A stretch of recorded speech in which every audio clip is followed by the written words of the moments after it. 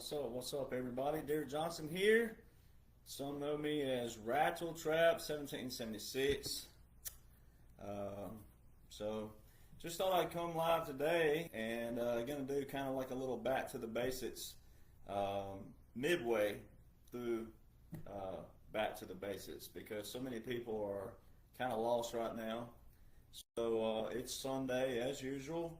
It's July 20th, 2025. I'm going to try to refrain from any four-letter words as I walk through my journey of life, trying to make my faith stronger. I'm trying not to say any four-letter words. I'll try to refrain from saying the words stupid, dumb, and ignorant as if it feels like it's directed towards someone, but probably won't be able to refrain from those in general. So, a lot of people that need to get to know me, a lot of new people on my page, which is cool. Welcome. Glad you're here. Glad you're a part of 1776 Nation, Rattletrap 1776 Nation, Dear Jonhson Country. Glad you're here. But a lot of people need to know my origin. Army veteran, retired, all right. And so a lot of people don't know, but I'm officially licensed to the state of Oklahoma Broadcasting, so I am at official capacity. I've gone through all the background checks, Department of Defense, etc. All right, so I have a DOD ID number, but I also have a state of Oklahoma Broadcasting badge number. So a lot of people out there probably need to know that, and it will be more and more known in the future of who that is and what entity. But right now it's not important. It's irrelevant. All right. So there is a reason why I'm here. Also, I went globally viral August 24th, 2022, ranting. All right. It was a rant. I was saying the word stupid and dumb and yelling. So you probably want to know my origin before you say, oh, this guy's cocky, he's an ass, and all these other things. You probably want to know my personality. All right, somebody's got to be a leader. Somebody has to know what's going on. That's why every veteran out there, you took an oath. You took an oath to the United States Constitution, but you also took an oath to this country, the people of this country, your family, your friends, etc. You took an oath. All right, you're to uphold that oath. That oath never expires. Every single veteran, you could be working at a capacity right now for this nation. At any level, you could be called back voluntarily or involuntarily. All right, but if you're, even if it's not in a quote-unquote official capacity, you still are at an official capacity because you took an oath that no one else took. We're in that tiny percentile, that 6th percentile now, 6% now of this nation are veterans. Now, out of that 6%, there's not many who knows what's going on right now. If you don't know the laws and orders currently invoked, it don't matter if you're a colonel, it don't matter if you're a captain, it don't matter if you're a sergeant major, it don't matter if you're a lawyer, constitutional lawyer, whatever title you have, if you don't know the current laws and orders right now currently invoked, doesn't matter. You can look just as atrocious as everybody else. So what do you have to do? If you want to know what's going on currently, you got to do what? Read, study, comprehend. So it's kind of a back to the basics. 2017 to 2021 was a resetting of the legislative branch. There were all these unique laws and orders put into place. Now the laws were predominantly there. So this is where people get confused. You have the Constitution, which is the highest law in the land, but it's a broad governance of what Congress is supposed to do, what the president's supposed to do, what the judicial branch is supposed to do. So your legislative branch, your executive branch, your judicial branch, the three branches of government that 68% of America can't even name. Just simply name them. Just say, hey, what are the three branches of government? Legislative, executive, judicial. 68% of America, on average, give or take, cannot do that if you walked up to them on the street. But they want an opinion, and they'll bash and they'll trash people like me, the president, whomever. Make that make sense. All right? So the three branches of government. The laws are under the Constitution. So you'll have laws and all these different formulas out there, kind of like January the 6th. All right, the electoral count of 1887. All right, that was something that was legislated. Here's how we're going to count the electoral college votes. A group of people voted on that. That's your current electoral. You'll have the statute of 1845. That's when, where, and how we vote. All right, it took them that long, but they had to do what? Trial by error, see how they were going to get off. Back before there was telephones, before there was text messages, before there was internet, before that, they had some trial by error, how they're going to get each state to do what? Report the votes back to what? The federal. To see who the governors were. Things of that nature. So statute of 1845. It took them that long, from 1789 when the Constitution was enacted, March the 4th, 1789, to 1845. So we have all these laws under the Constitution. Then you have orders, executive orders, but you have other kind of orders as well. You have those under the law. The orders, especially the executive order, is exactly what it sounds. Executive, presidential order to what? Enforce. So what's kind of, it's not humorous, but it's humorous in one way, but it's serious in another. All these years, there's been laws and orders. Most definitely. You'll hear people out there say, well, we've always had laws and orders, son. Oh, we've always had laws and orders. That's correct.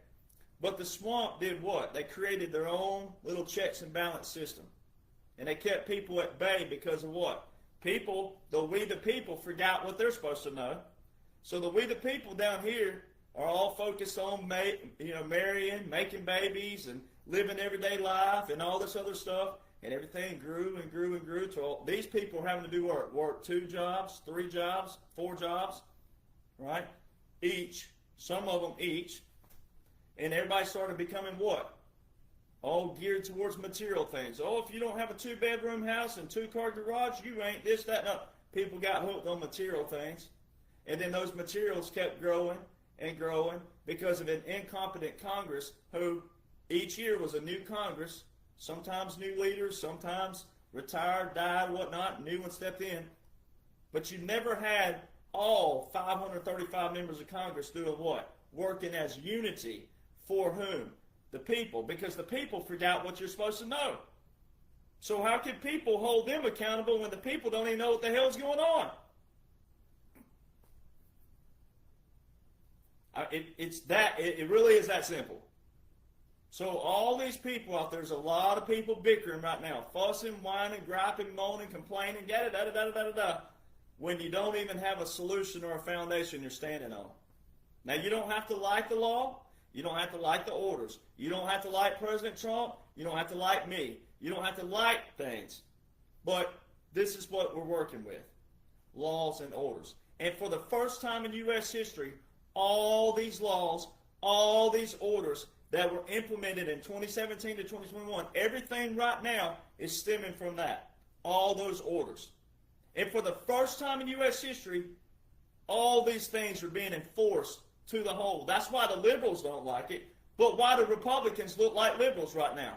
There are not many of them. President Trump's putting the numbers out there, but there's a few who have jumped ship over Epstein. So if you put a win column and a loss column, and let's just hypothetically, I hate it, but let's just say that Epstein's a loss for President Trump. It's not going to be, but right now, at this moment, at 4:30 p.m. on July 20th, let's just say for a moment that that's a loss. So you're willing to call that one loss for President Trump your one win that makes you jump ship with President Trump when you look at his win column of all the things that's been done from 2017 to present day? Are you willing to forfeit that one little thing for all these things? If you do, you're selfish and you're pathetic and you might need deported.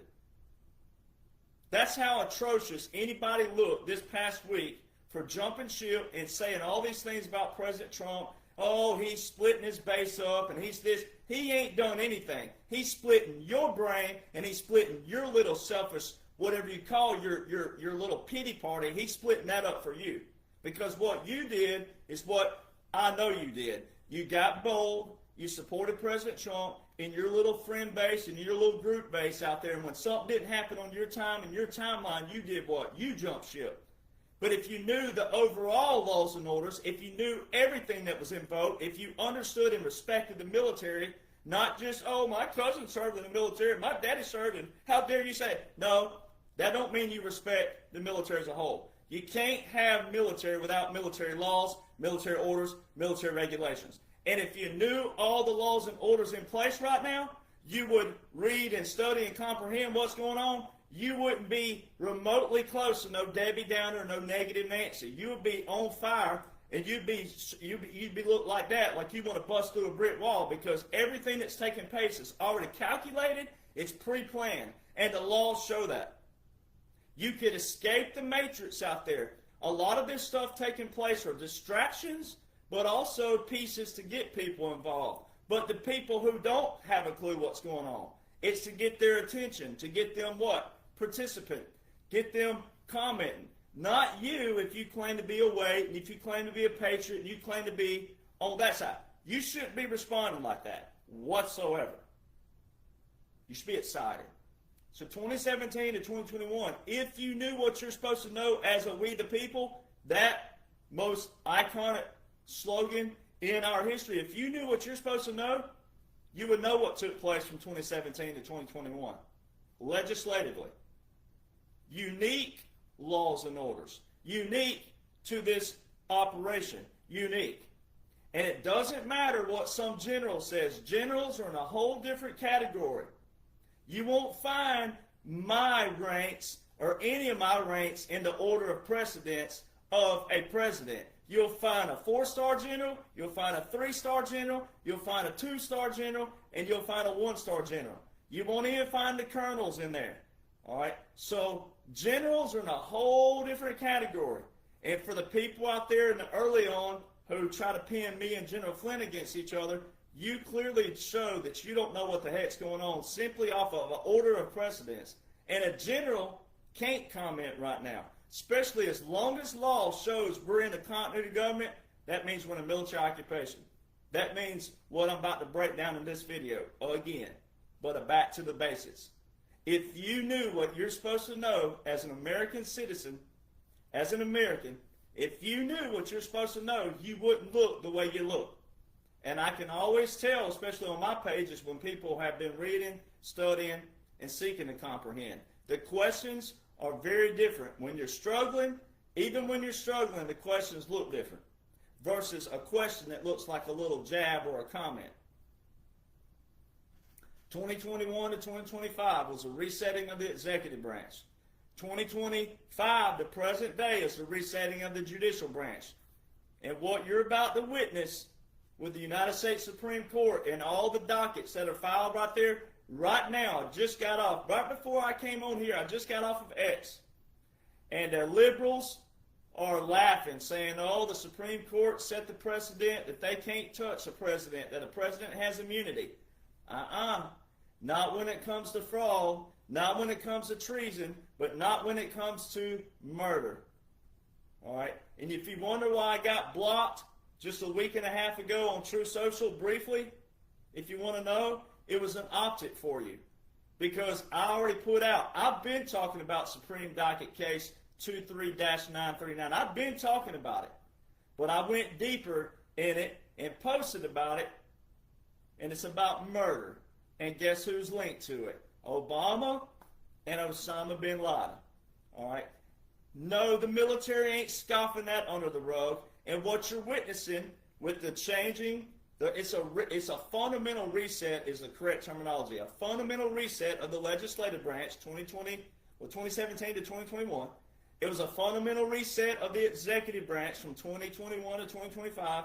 And now you're watching a fundamental reset of the judicial branch. And what the Supreme Court and what the courts are going to be ruling on over the next course of time is going to fundamentally reset the judicial branch. It's also going to fundamentally reset how people are punished, meaning the visuals of that. All right, if you do this, this is what's going to happen to you in the future.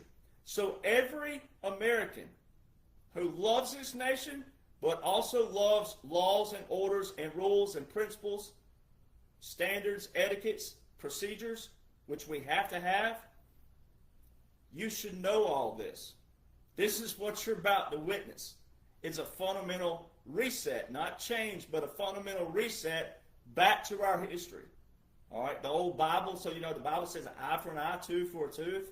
All right, if they think that all this is just going to be scoffed under the rug, these liberals, that's why Republicans, conservatives, patriots, you don't want to look like a liberal.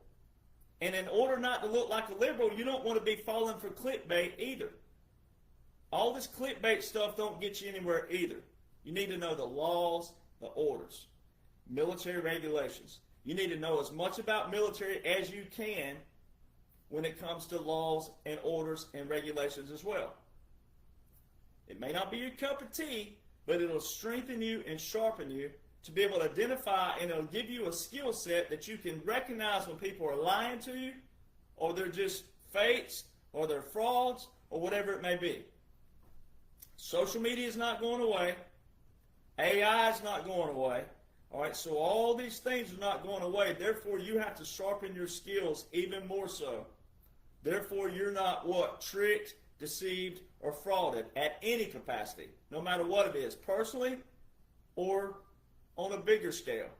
All right, this is how we identify. And if you're someone in position out there, if you're in a town hall, city council, whatever it may be, local legislature, state legislature, whatever it may be, wherever you are, you can identify this if you'll read what you need to know and sharpen your skills.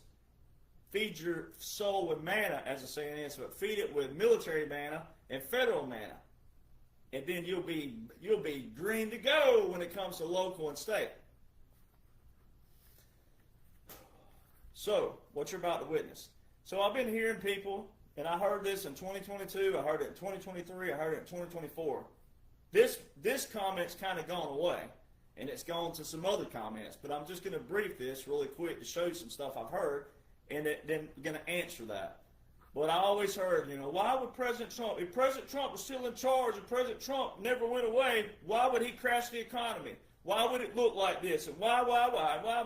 All that time they spent wasting on why, all of what I do, God gave me a platform. Now, I know you got people out there, you can't please everybody. You'll have people, well, how can you claim to be a Christian and you say them four-letter words and all this? And I said, well, the same way the Bible says you're not the judge. So you have everybody. There's so many people who want to mouth an opinion. You can't please everybody straight out the gate. Also, don't take things personal on social media. So if you hear me say the word dumb, stupid, or ignorant, well, if it affects you, then it might need it to affect you, right? It might have hit a nerve somewhere, all right? Because, again, God had to give me a platform where I could deliver all the receipts in one sitting. And people who know me before all of this and before I got the badge and all the other stuff, people who know me knows that I was sitting on the phone with people for 4 and 5 and 6 hours explaining this to people. The people who wanted to know. And it wasn't that many, but there were some. And a friend of mine who was an author of books as well, Jackson, all right, friend of mine, family friend, I've known him my whole life, all right.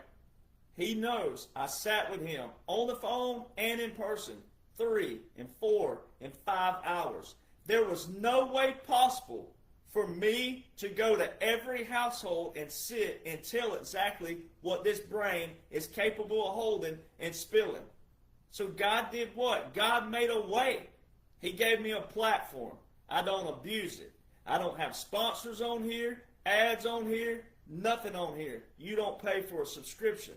All right, so when I defend my name, that's different than me stirring up drama and stirring up stuff. I'll defend my name. I'll defend my character because I've already been verified. You can't do what I do without verification. All right, so when people are saying all kinds of trash out there, oh, we got evidence on that. No, you don't. You just keep dragging stuff out because there is no evidence. There's none of that stuff. And that is the deep state replication. People who steal information. People who take my information and make it look like theirs. That is plagiarism. Guess who's known for that? Joe Biden. The real Joe Biden. The Senator Joe Biden. He was known for plagiarism, where you'd have a senator or a congressman who had an idea and they're talking about it back here before they ever get to the floor, and then that person may have the floor before them, and then they get up there and I got this idea for a bill, and but it's plagiarism. All right, and you know how it comes back to bite you? Is when you can't back it up.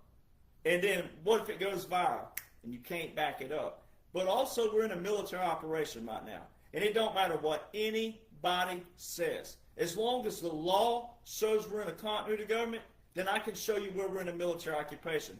By law. But not just federal law, but military law. And it don't matter who they are, what rank they were, if they're a veteran or if they're not a veteran. If they don't know what's currently in laws and orders that this man right here put his name, face, brand, and everything on, and his family, and his grandkids, and his great-grandkids, as long, this is a unique, special operation. Strategic and special. Pre-planned. Exactly what presidential emergency action documents are, which coincide with the continuity government. They're pre-planned. The whole thing is pre-planned. And what all these people have been jumping ship with the last week or two, they show that they're not faithful. They show they're not loyal. And I'm going to tell you what, I don't brag about being around President Trump. I'm not one of his tight-knit buddies, anything. Never pretended to be. I've had the honor and the privilege to be around him 12 or 14 times. I don't remember what the number is now. But the honor and the privilege. And it's awesome. It's awesome. And here's why it's awesome. Is the man is calculated and he's precise, but he's down to earth, he's witty. He is everything that my dad was. All right? The man's calculated. But this right here, there's no way it would have been possible without laws and orders. No way. Because the swamp was that deep. And this man is humble as well. All right? He's humble. He told all of you on a speech one time, even I didn't realize how deep the swamp was. So he was telling you, all right, it requires a team of people, a massive team of people. And that team needs what? Laws and orders that do what? Protect them. Because it's all going to be time-stamped back here. It's going to be time-stamped. So when it's time-stamped, therefore what? It's a proclamation. All right, it's time-stamped in history back here. So when you get to know special operations and you get to know strategic operations and pre-planned operations, when you get to know that, then it'll make sense. And you can escape all the other propaganda and drama that you think is real time. It's not real time. So just a couple weeks ago, I was banned from True Socially briefly for about 5 or 10 minutes there.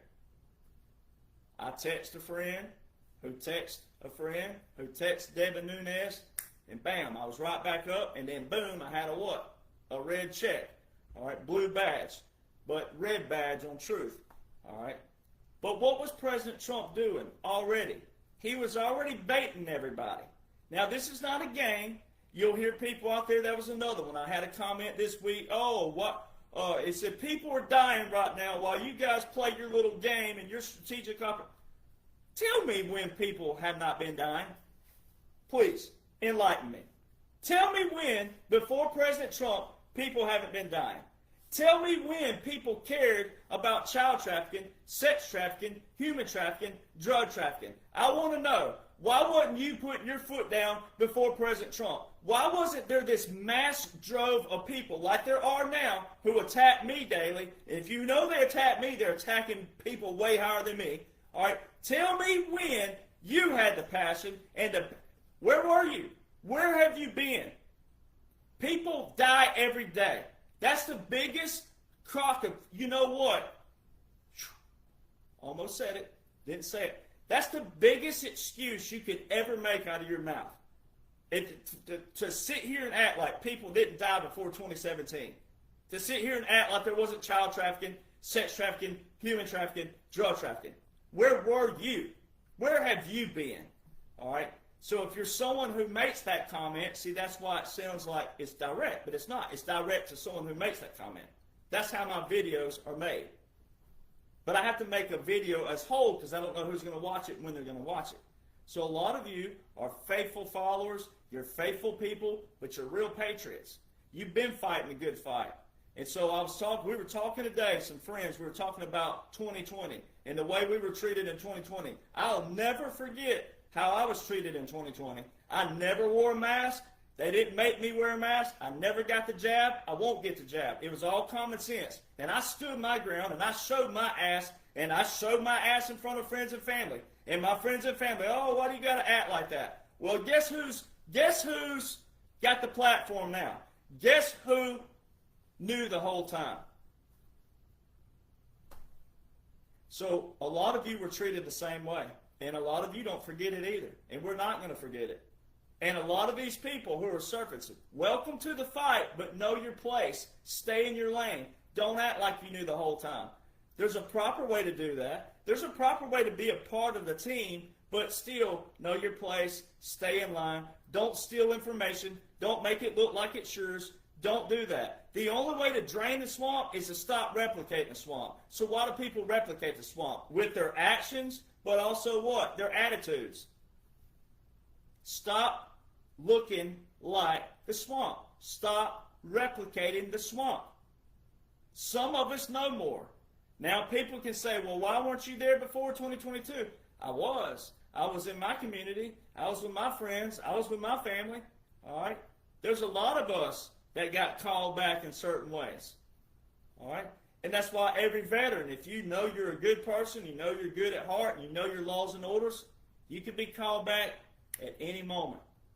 All right? Voluntary or involuntary. And it has nothing to do either with the reservist clause either. All right? That, a lot of times that's to do with the reserve clause. Most veterans know that. But you can be called back at any time. You can be given an opportunity at any time by somebody out there in these key positions who have the power to do so, like they did with me.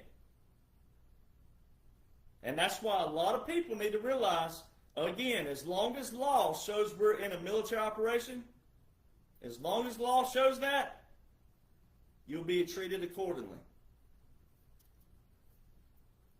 So it's like when people call me an ass or a pompous ass or he's cocky and he's this, he's that. I'm operating in official capacity, at my capacity. I don't act bigger than I am. I don't act lower than I am. I stay in my lane. I do what I've been tasked to do. It's to deliver all the receipts to you because what my brain can comprehend and what it can hold. It's a military operation. And let me give you a prime example of that. Someone asked the other day, there was some questions somewhere, and I can't remember what it was, we get them too, about martial law. You know, what would deem the president to invoke martial law? I'm like, you're already in it. You're already in martial law.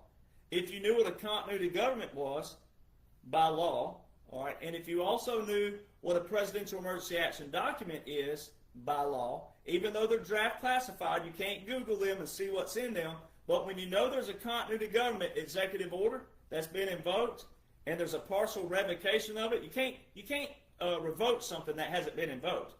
So when you have a revocation, a partial revocation, not a full, that means we're still in a partial continuity government.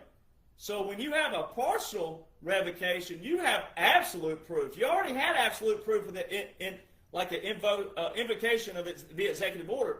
But when you have a revocation of it, why would you revoke something that wasn't invoked? I mean, you can't, if you argue that, this may not be for you, boo-boo. You probably need to go on over to something a little bit Uno or Phase 10 or something a little bit more easier for you. All right, knitting, crocheting, I don't know, something a little bit more simple. All right, that'll work your brain up to this level. All right, it ain't a big level, but if you can't comprehend that okay, here's an invocation here and here's a partial revocation. A partial revocation means it was invoked. So you have full proof. And as long as you have full proof of a continuity government, then guess what you have full proof of? Presidential emergency action document. Because guess who established those? President Eisenhower, who was also a what? A 5-star general, which is rare. We've only had 8 total 5 stars, admirals and generals since the Civil War. Only 8 5-stars. So if you want to call me an ass, then go for it. Go for it. I'll own that because I'm here for people. I'm here for people who are struggling. I'm here for people. You can learn and you can escape the matrix. But my platform is where you can escape all the drama, the propaganda, the clickbait, the algorithm, the seekers. I call them algorithm whores. All they want you, they'll ask a question. What do you think about Obama? All you do is run their algorithms up. They don't show you anything. They don't give you anything. There's no solution there. It's not even really an opinion, most of them. It's clickbait. You control that. You do that. And the only way we're going to leave the past is for you to take control of your social media. You need to drain your swamp. You need to take control of that. Stop following all these propaganda pushers. The way you hurt them is to unfollow them. Stop commenting. Real simple. The only way we're going to sustain and maintain the future to not ever look like the crap that you and I lived through our lifetimes. All right, I was the last generation that didn't have cell phones. I didn't have. We didn't have. We were talking about this today. We'd go out, play in the yard, climb trees, build little huts and things like that. Sometimes your grandma and grandpa made you go out in the hot summer heat. They're like, you ain't staying in here. Go back out there and play. We went and played, but then we'd come in to cool off, and they like, go on, get back out there. Drank out of water hoses, right? Ate dirt, shot. We had BB gun fights, and you talking about stupid and dangerous, but we did it. We cowboy and Indians, right? So I'm that last generation. No cell phones, none of that crap.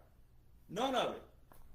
The only way we're going to get back to wholesome life is to leave drama and propaganda, but that's going to require people. We're in a social media era. We're not going away from AI, social media, digital. So you have to sharpen your skills and understand what algorithms are and how these people bait you. They don't care about you. If they cared about you, they would come live on their profiles like I do and spend hour, 2 hour, 3 hours, 4 hours.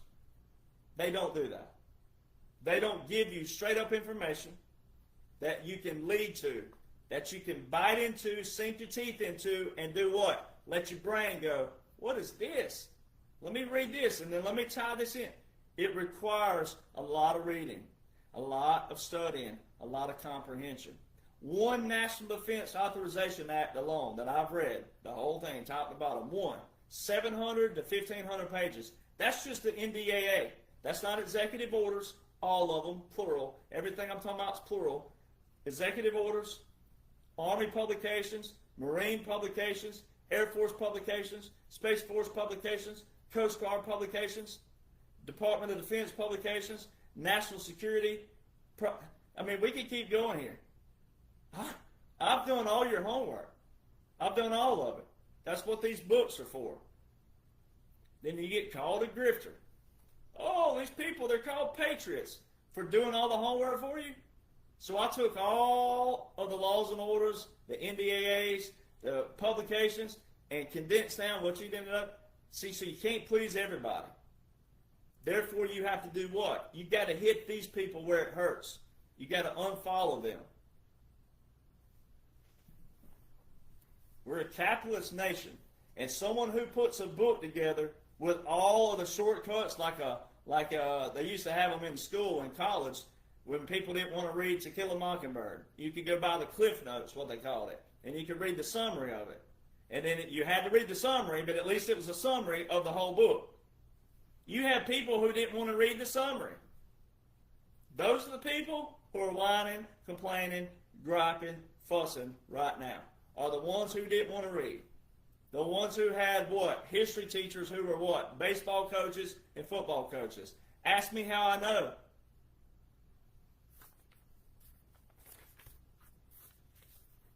So as long as the law shows we're in continuity government, we're in continuity government. So I'm going to give you an example of people out there. So recently, President Trump and the military expanded the parameter of this property in Texas that you cannot put your foot in. It don't even matter if you're not an illegal migrant. If you're down there doing what people do in traffic when there's a wreck, if you're down there and you're not at official capacity like I could be, I have the badge to go there. I don't, because I know military don't like when there's a bunch of heads out there who are getting in their way.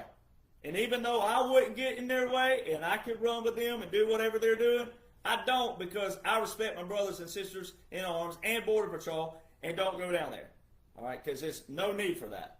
They need to get their job done and do what they're supposed to be doing without anybody down there trying to spin some bullcrap narrative like these quote-unquote journalists have done in the past, which is being cleaned out, but there's still some out there. They're still doing it. All right?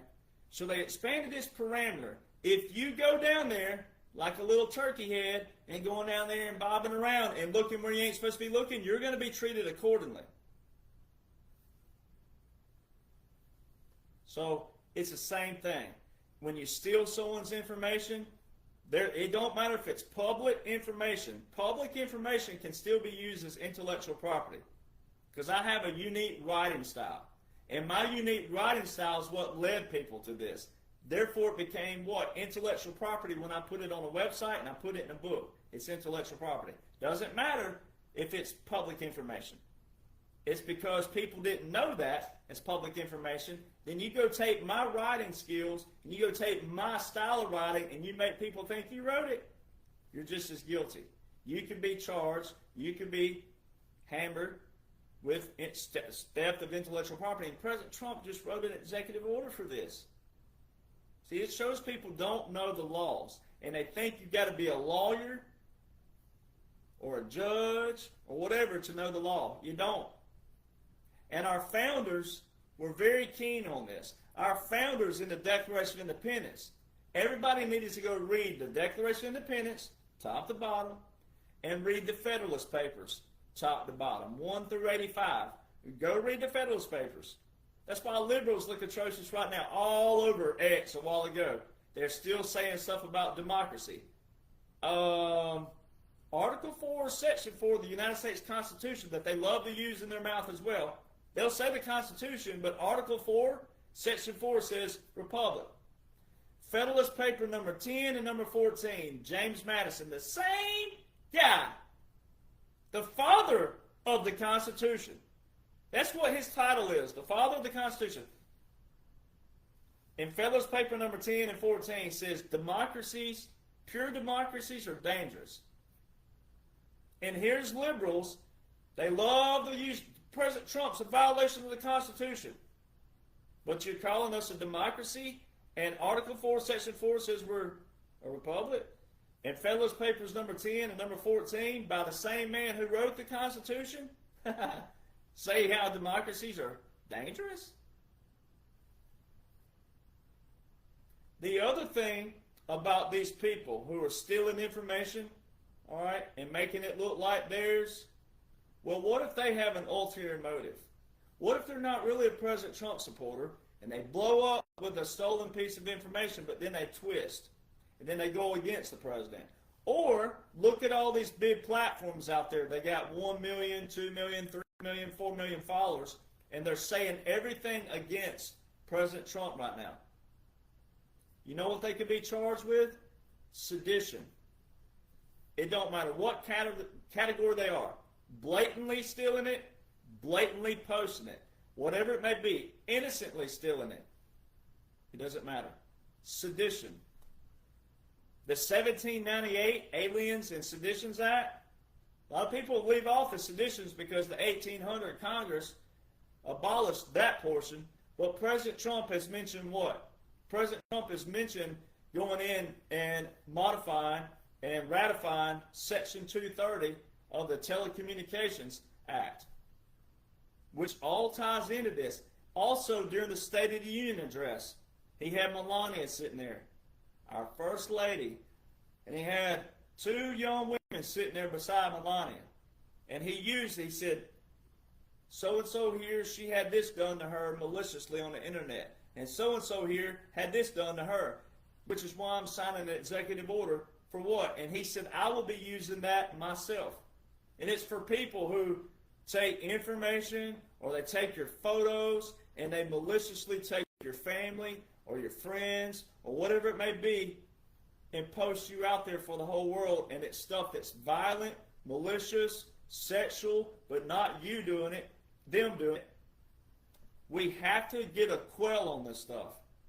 So why are so many people replicating that from the quote-unquote patriot world, the quote-unquote Republican world, the quote-unquote conservatives? Looking just like what liberals do in deep state replication. So that's why journalism, the same people who steal information will turn and do what? Complain about journalists. What, whoever. Wall Street Journal. President Trump's hammering them right now. NPR, PBS, all these people that President Trump's hammered. What did they do for years? They twisted information. They weaponized against the people. They told people all these lies, defamation, slander, libel, all these different things. So why are people replicating that? Why are people stealing from me? Why do people try to steal my federal trademark? All because I have a freedom of expression? Tried to steal my trademark? Tried to prevent book sales? They put it in writing. They told what their intent and motives were. Same thing. So if you want journalism to be different, shouldn't you expect that from people who are around you? It starts with us. It starts down here. So look at all the stuff that's been written about President Trump. Look what's taking place right now, this 50th anniversary letter. All right, President Trump said it's a hoax, it's fake, it's fraudulent. I'm going to sue the ass off of Murdoch. Where do you drop? See, so I saw a meme today, and it said that people don't defend what's right anymore. People defend who they like, even though it may be wrong or the information wrong. We have to get back to knowing laws and orders, a foundation. When you know the laws and the orders, then you can question if you don't like it. If you don't like a law, then you can say, hey, I don't like this law. And we can, okay, well, what do you think it should be? What do you think about that? What's your opinion on that law? But when you're just cussing, fussing, bickering, mad, angry, sad, and it's over an opinion, over some like surface level opinion, which is drama and propaganda, that's not a solution. That's the same thing doctors have done to everybody the last 40, 50 years. They treat the symptom versus cure the problem. So when you're bickering and fussing and angry and mad and sad and you're stealing and you're this and you're that and you're sharing and that, it's like a ball of yarn. It's everywhere. You don't want that. We don't want that. And that's not what this whole operation is about. When you want to drain the swamp, you don't replicate the swamp. You don't keep replicating the swamp. So this is before we can even get to a breakdown of the operation. We have people who are just following drama. Nothing's new right now. Breaking news, ladies and gentlemen. Darren Jonhson, breaking news. There's nothing new. Everything you need to know is already invoked in laws and orders. What's taking place right now with quote-unquote Obama? It's all pre-planned, all strategic. You'd know that if you knew the laws and orders. And then you wouldn't act the way you act, the ones who are negative, down, angry, sad, whatever you are, whatever it is in negative or Debbie Downer world, you wouldn't act like that if you knew the laws and orders and vote. You'd know it's pre-planned, you know it's strategic, you know it's a special operation, sting operation, and you know it's unique laws and orders via special operations of the whom? Military.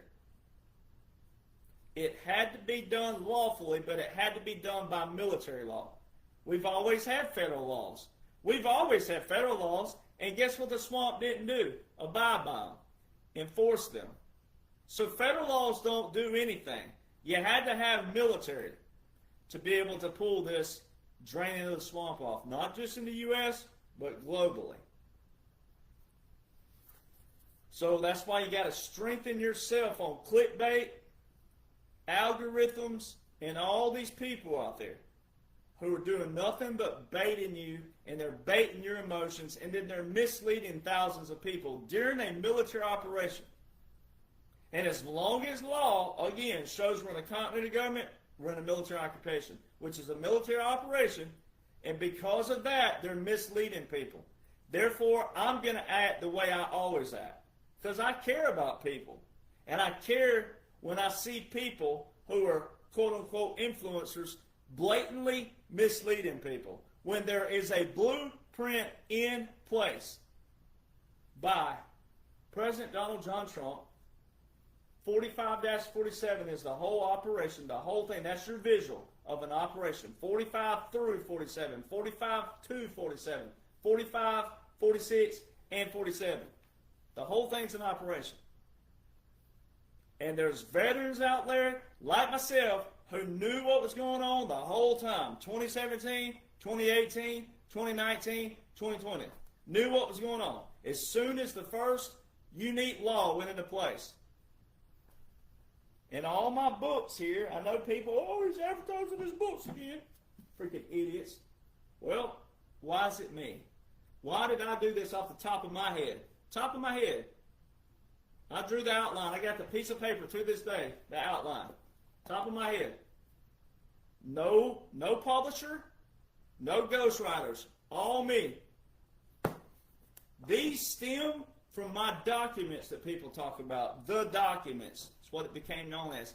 They were so popular and big, guess what happened when I went viral? Facebook wouldn't even let people send the link through Messenger. They have blocked the documents.info from even being sent through Messenger. That is how powerful they are and were.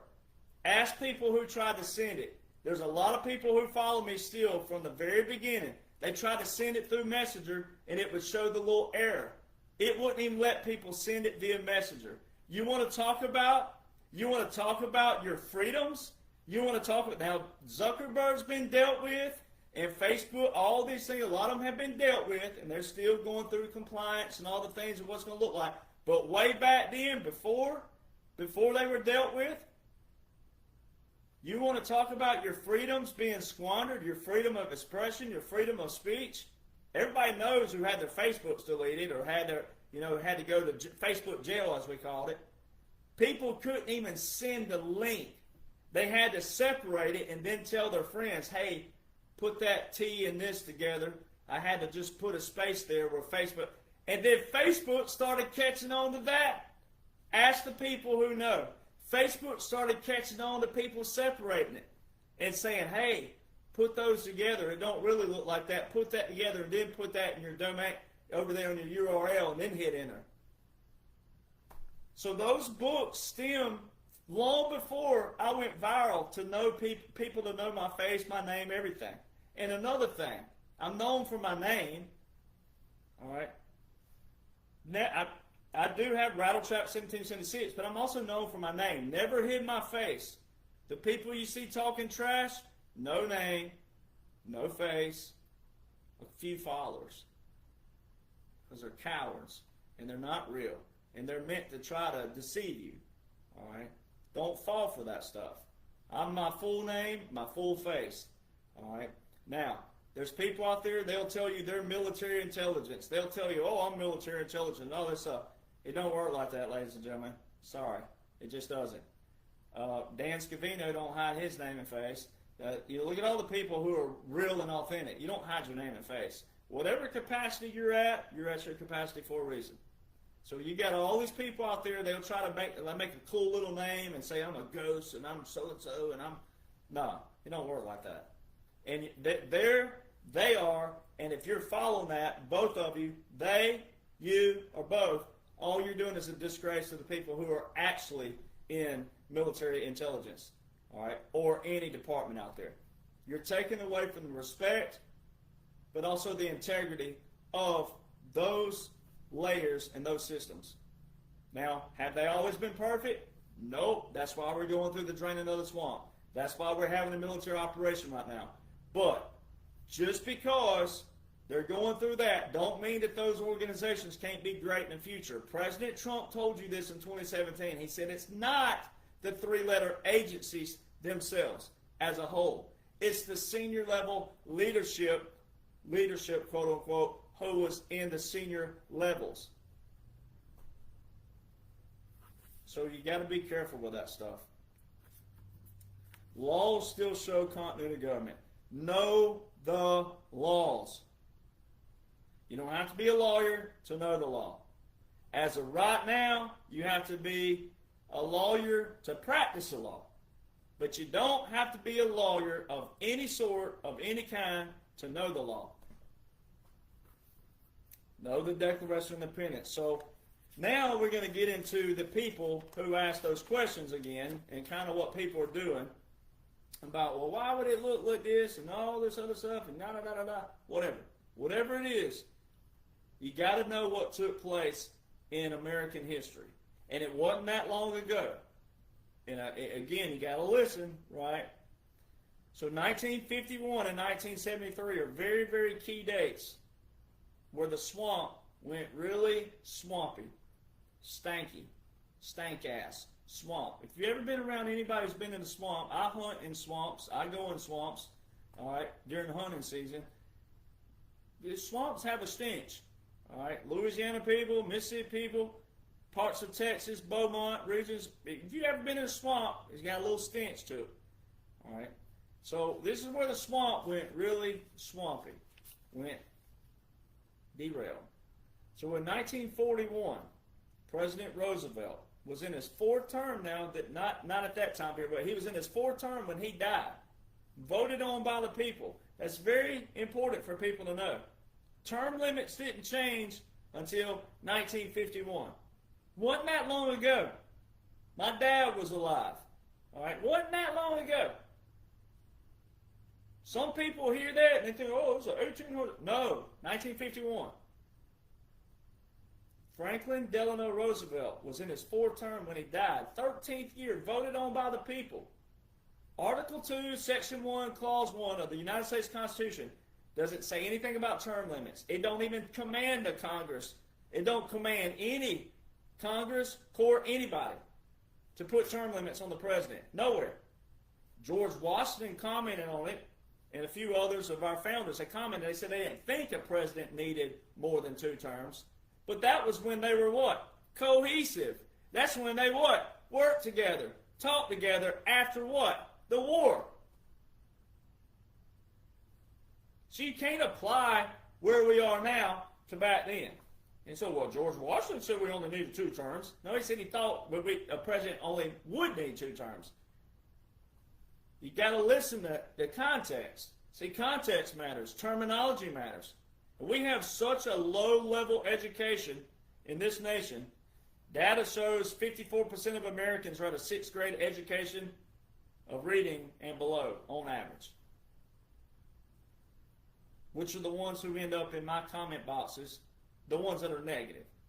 The ones who are negative and Debbie Downers. Because you don't want to read, you don't want to study what matters. You just want an opinion, you want your voice said, you want to be the little funny one in the comment or whatever, but you don't want to listen to what matters. You don't want to apply what you listen to. You hear, you don't listen. Franklin Delano Roosevelt, 1942, had a speech to the Congress. He said, if you don't act, I will. I'm the commander-in-chief. If you don't act, I will. And when I get done doing what we're doing, then the power will go back to whom? The people. Don't that sound like a speech you heard not terribly long ago? Don't that sound like a speech that you heard that you thought was brand new maybe? And that's okay. We ain't not here to knocking patriots today. But don't that sound like a speech you heard January the 20th, 2017? When a fellow had his hand raised high and these military walked down behind him, and they showed you an optic that day of military intelligence and judge advocate general, the 2 key components of courts, military tribunals, and the people who what? Gather the information for that, the evidence, the proof, as people call it. Oh, I need unequivocal proof. People will believe a lie like that. But when a guy like me shows you the whole thing, I'm either a grifter or I'm full of this, or I got to have something in my closet, or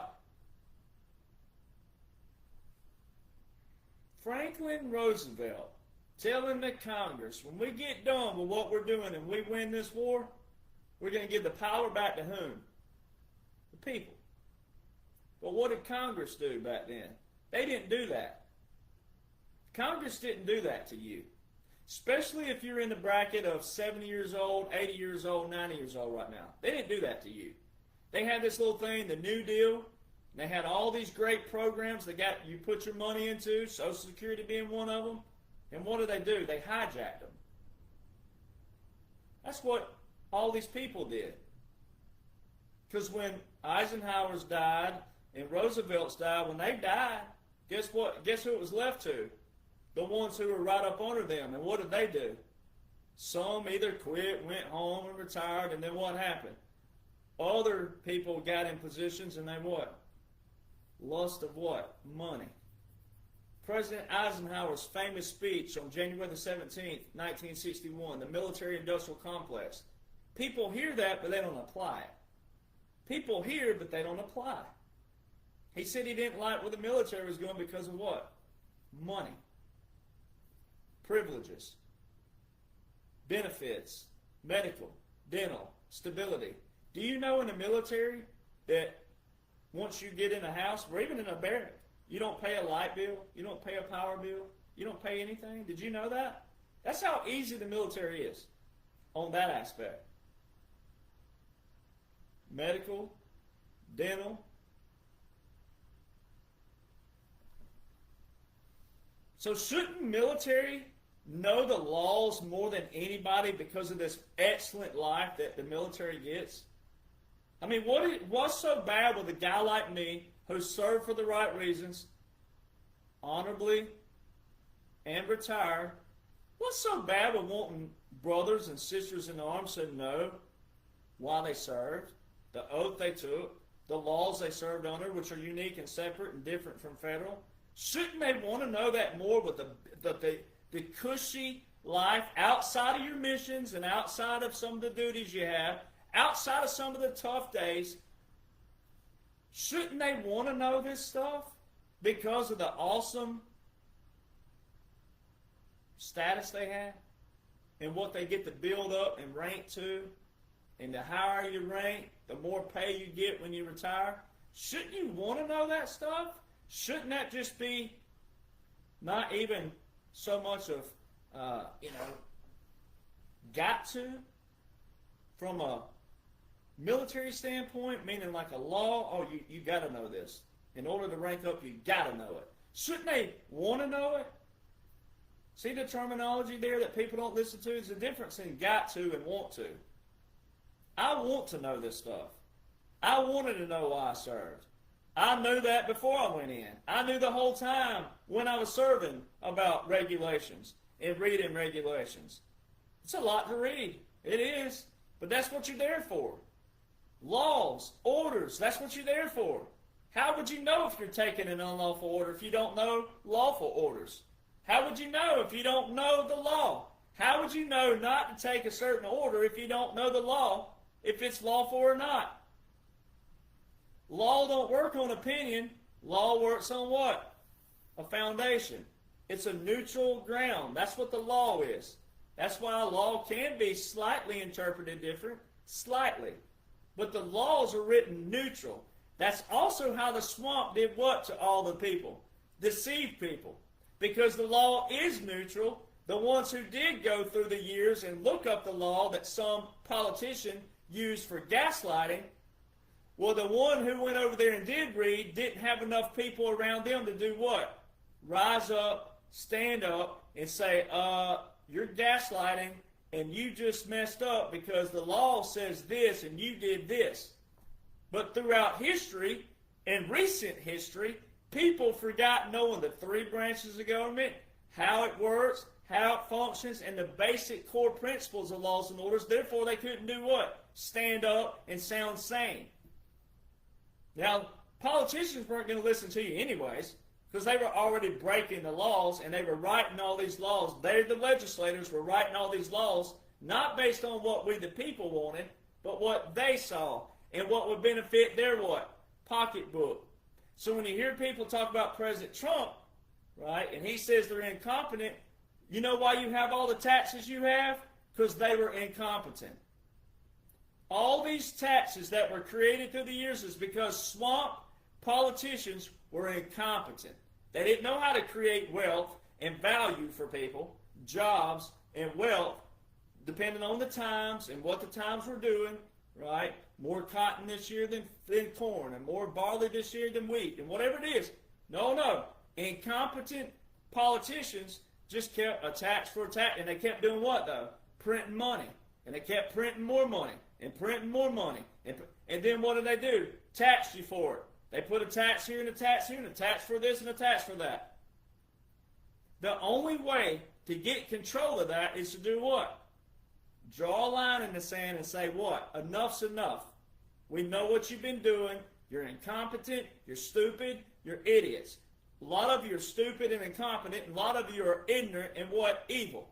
President Trump separated that. He said a lot of them are just stupid and incompetent, but he said a lot of them are also what? Ignorant, but they're smart for one reason. They know what they're doing. They know that they're stealing from the American people. So why wouldn't you want to know what's going on to see the line in the sand? There is an absolute blueprint and a strategic special operation. And it all went awry in most everybody's lifetime. But especially if you're in your 70s, your 80s, it went awry in your lifetime. We can use the Organic Act of the 1870s. It spiraled from then. But it really went downhill in 51 when Congress put term limits on the president but did not put them on themselves. That right there should be for everybody listening who hasn't heard that yet or applied that.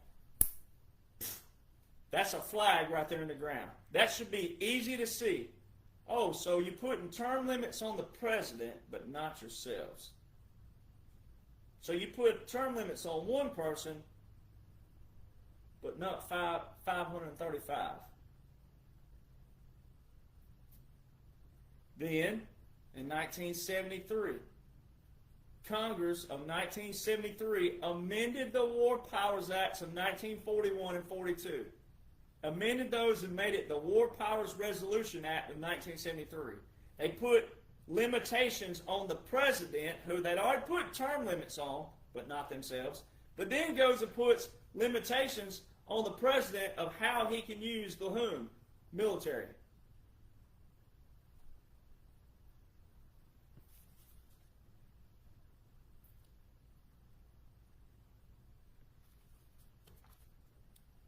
So when people say why, and why would it look like this, and how would they do that, and why would they do that, blah, blah, blah, blah, you should be asking how. Don't ask what. Ask, hey Derek, man, well how would they do that? Like lawfully and strategically and, be inquisitive the right way. Don't look like a Debbie Downer. But a lot of people who ask the whys are Debbie Downers, and it is negative. So people wonder why a lot of my videos look the same. Well, it's because I'm still know there's a lot of people out there. My followers get that, and the good patriots get it. But we're out here trying to save the people who are absolutely lost. What else are we doing it for? If people already know and people are clicking, then they matter from another standpoint. Because, hey, welcome on the ship, welcome on the board.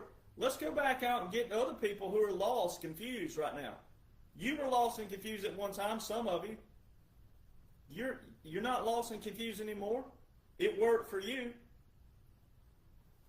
You may have bought a book. You may have bought a shirt, but have you bought any butt cream from me? Have you bought anything else from me? Have you paid a subscription to figure out what you figured out? No. All right? So the books cost money to print. I can't make them just happen. It's too long for Google Drive. I already know what Google Drive will hold. They gave me limitations way back when.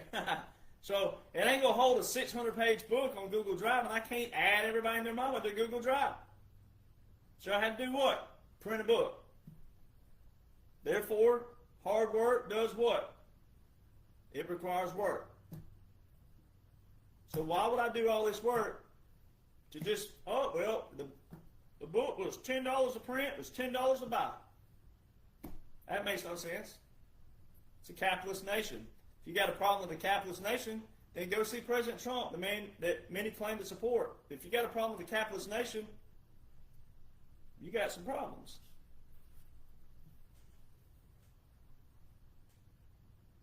So the people that we need to get to are the lost people. Because the whole goal of draining the swamp is to do what? Drain the swamp, leave the swamp behind, learn from the swamp, leave the swamp behind, but then do what? Maintain and sustain the future. Which means what? Not replicating what that bullcrap looked like. Not letting a bunch of idiots get in here and do what? Not know how to run the system, maintain the system. They call that maintainability and sustainability. Why would we want to end up in 20 years and 30 years what we just came out of? So what does that require? People who are tough, have tenacity, have skills, have the attitudes, the correct attitudes, direct, straightforward. This is how it is, this is how it's working, this is what's going to look like. We don't want to be right back where we just came from in 10, 15. With our population where it is, if we didn't educate people on what just took place, what's taking place, and where we're headed, and how we maintain and sustain and not replicate that bullcrap, then what are we doing? If we're not educating people on, hey, why do you want to look like that? Well, this is what the operation's for, is to drain that, to get rid of that. So why are so many Republicans, conservatives, and patriots replicating that? Liberals are supposed to, because they don't know any better and they don't want to know any better. So it's probably going to require something that does what? Scares the you-know-what out of them, all right? Which is going to take a lot to scare a liberal, because they're already, we know what they got working with up here. It ain't much. So what are we here for? If we're just here to just, congregate with each other, but never go out there and find the ones who are lost. But you don't want to be the one who's misleading people when you can't tote the water. So all the negative comments and the negative messages and whatnot, that's why I have videos. I can't answer every message. Not that way. I can answer certain things, but not that way. Some questions require video. So when you want to know what's taking place, you got to know the laws, the orders. It required a line in the sand. It required a line in the sand, and we're done. And here's what's going to take place. We got to drain the swamp. We got to do it lawfully. But we already have federal laws, and federal laws can only go so far when it comes to certain things that needed to be drained. And then operations. Drug trafficking funds a lot of the other trafficking. So when President Trump and the military, they launched an operation in April 1st, 2020 with 22 joint partners. In the past, yes, Obama and all them, they had a few drug busts in the past. But it was just enough to make people think that they were doing something. But it was never an overhaul like President Trump has done. An all-out war on drug trafficking, sex trafficking, human trafficking, child trafficking. Laws show so. And visuals show so. So what everybody has to do on your daily now, instead of looking up clickbait crap, come to my page and I show you people who I've been on with who are good people. But instead of going to clickbait crap, there's nothing new right now. You're going to have to do what? Empower yourself. Go to Google. Type in Coast Guard operation. Drug trafficking. Find all the recent drug trafficking busts. They tell you about it. You got to go look it up and read about it. Look how many busts there have been. Look at all the busts they're having, and they're monumental. They're huge. Talking about millions, hundreds of millions of dollars in busts. And when they're going at this rate of speed and they're busting that many at that rate of speed, guess what can't happen on the other side, the evil side? The production rate. They can't produce enough because they're losing so much. And when their money gets stifled and stopped, guess what? They dry up. You got to understand that. And that's what's going to help you. That's what they're doing, is drying the money. President Trump told you from the get-go, follow the money. Well, they're following the money. So, 51-73. Those key things took place. Now, My grandfather, who will be gone 20 years in September, it's hard for me to comprehend how fast life goes by. But my grandfather taught me everything I know, guitar, songwriting, etc. That side of my life. But he was also an Army veteran. He lied about his age to get into World War II. Lied about his age. He served during the time period of the puppet government of the Philippines, 1943 to 1945. I learned about puppet governments through my grandfather and my great uncles. Most of them are all passed on, the ones who served. Great uncles as well. The puppet government. The most popular puppet government was the Second Philippines Republic. President Quezon was the actual president of the Philippines. President Roosevelt, Franklin D. Roosevelt, that we were just talking about a while ago, Franklin Roosevelt brought Quezon to D.C. and he capitulated to the U.S. A surrender. And Roosevelt and our military had command of the Filipino military. Japan installed a faux, F-A-U-X, a fake faux president that the media of the Philippines thought was real, and some of the Filipino people thought was real, because they didn't know what happened to Quezon. And you got to look at technology of 1943, 1945. They didn't have this right here. So those people thought that this installment was their quote-unquote president. He had no control. The faux president had zero, zilch, no control of the Filipino military. The only thing that they had control of, this person and Japan, was civil affairs. Now that's very important. As we move forward, that is very, very important.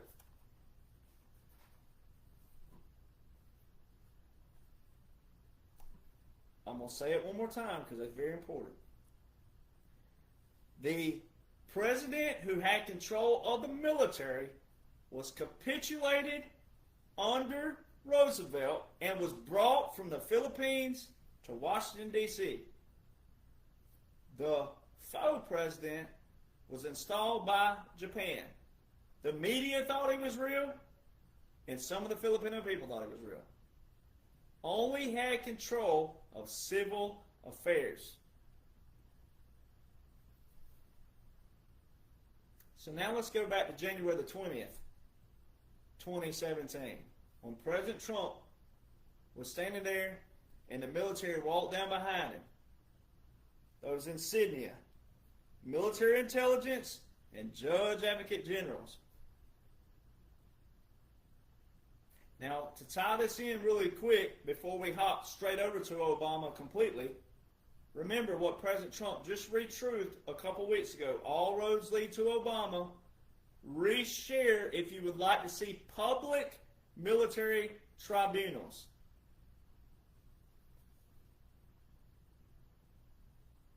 Well, a military tribunal is going to require what?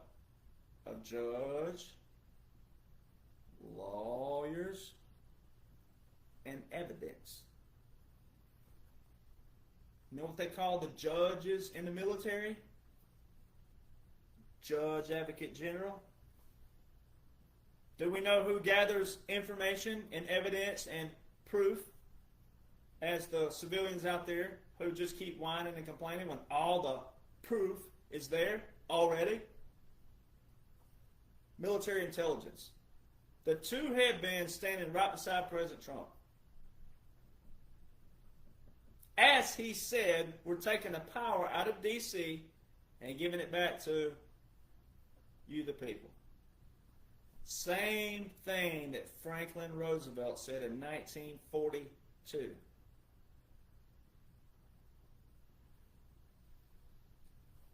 There was three things. Three. Uno, dos, tres. Only three things that were consistent from 2021 to 2025, only 3 things, militarily speaking, that were consistent with quote-unquote Joe. Only 3 were consistent from 2021 to 2025. Insignia, every time you saw a soldier around quote-unquote Joe, military intelligence, judge advocate general, civil affairs, and psychological operations. Now that sounds like 2 things, but those 2 are under the same umbrella. 3 things, military intelligence, judge advocate general, and civil affairs and psychological operations, insignia. Anytime they showed a soldier around quote-unquote Joe, that was the insignia on a soldier. And you're going to tell me, a retired veteran who showed you Army regulations, military regulations, DOD regulations, all the receipts, all the laws, you're going to tell me, oh, it's a coincidence.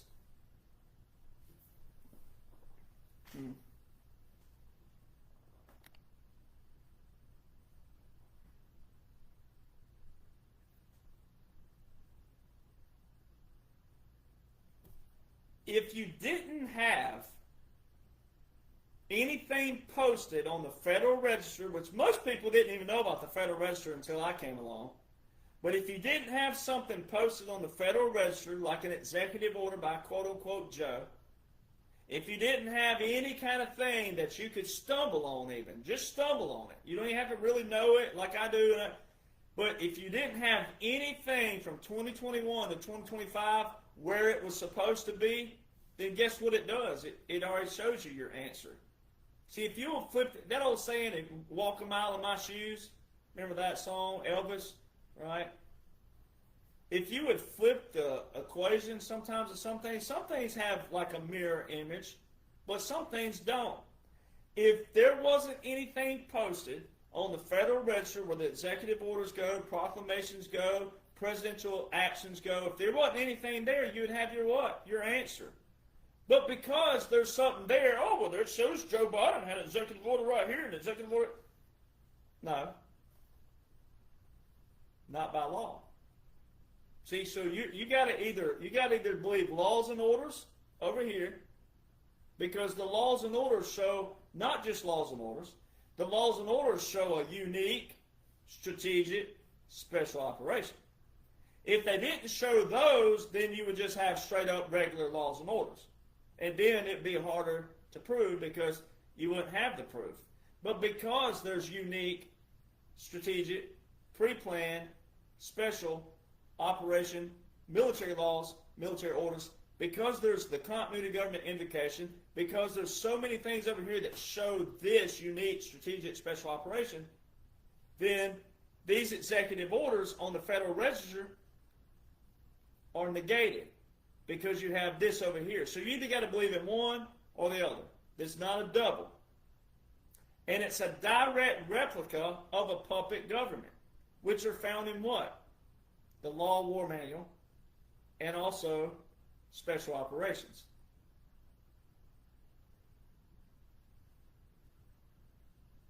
So you only have 2 options. And there's another fun double option that we're going to get to later, but you only have 2 options. You've got to either believe in that because the laws show that, and a guy like me can show you that, and not just me, but the veterans I go on with, all Special Operations, we show you that, or you got to believe this. You can't have both. They don't work like that. There's a fine print blueprint that outlines a puppet government. It just does. So we're going to bounce around a little bit, and then I'm going to come back around to this. I will come back to that with that, your 2 options. But Obama's resurfacing all of a sudden. Obama's resurfacing. Well, just a couple weeks ago, there wasn't any mention of Obama by President Trump except for the one little post. But everybody's been distracted by everything else. Obama's been quiet. He's been relatively quiet. All right. He just started talking trash again in the last week or so. Well, no, it's not been a week. It's been 3 weeks ago, whenever it was, the big, beautiful bill. He started trash talking it. Before that, he ain't really said much of anything. All right, on social media. All right. So Obama's resurfacing all of a sudden. So all this time period. Also during the time period he was campaigning. All right. They weren't hitting President Trump with what they could have hit him with. There was a lot of things they could have done, but they didn't do it. So all of a sudden President Trump's president again, right? To the people who thought he left and all that. So we'll go with that for a moment. And all of a sudden he's resurfacing 6 months in. All right, 5.5, 6 months. All of a sudden.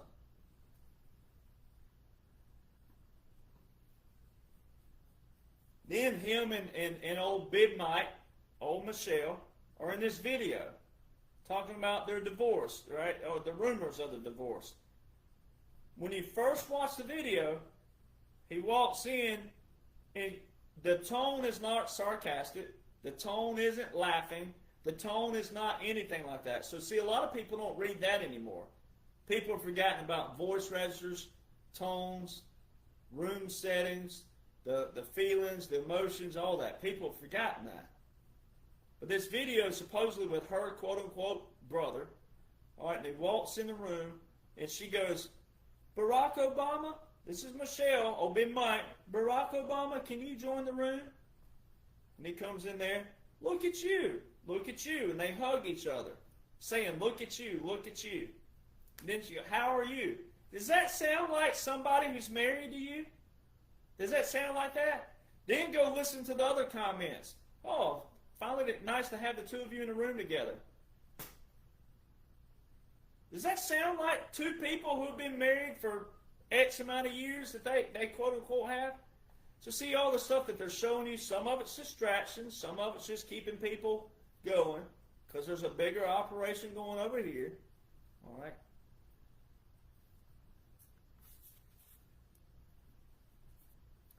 So it's kind of like this. Now let's go back to Epstein really quick.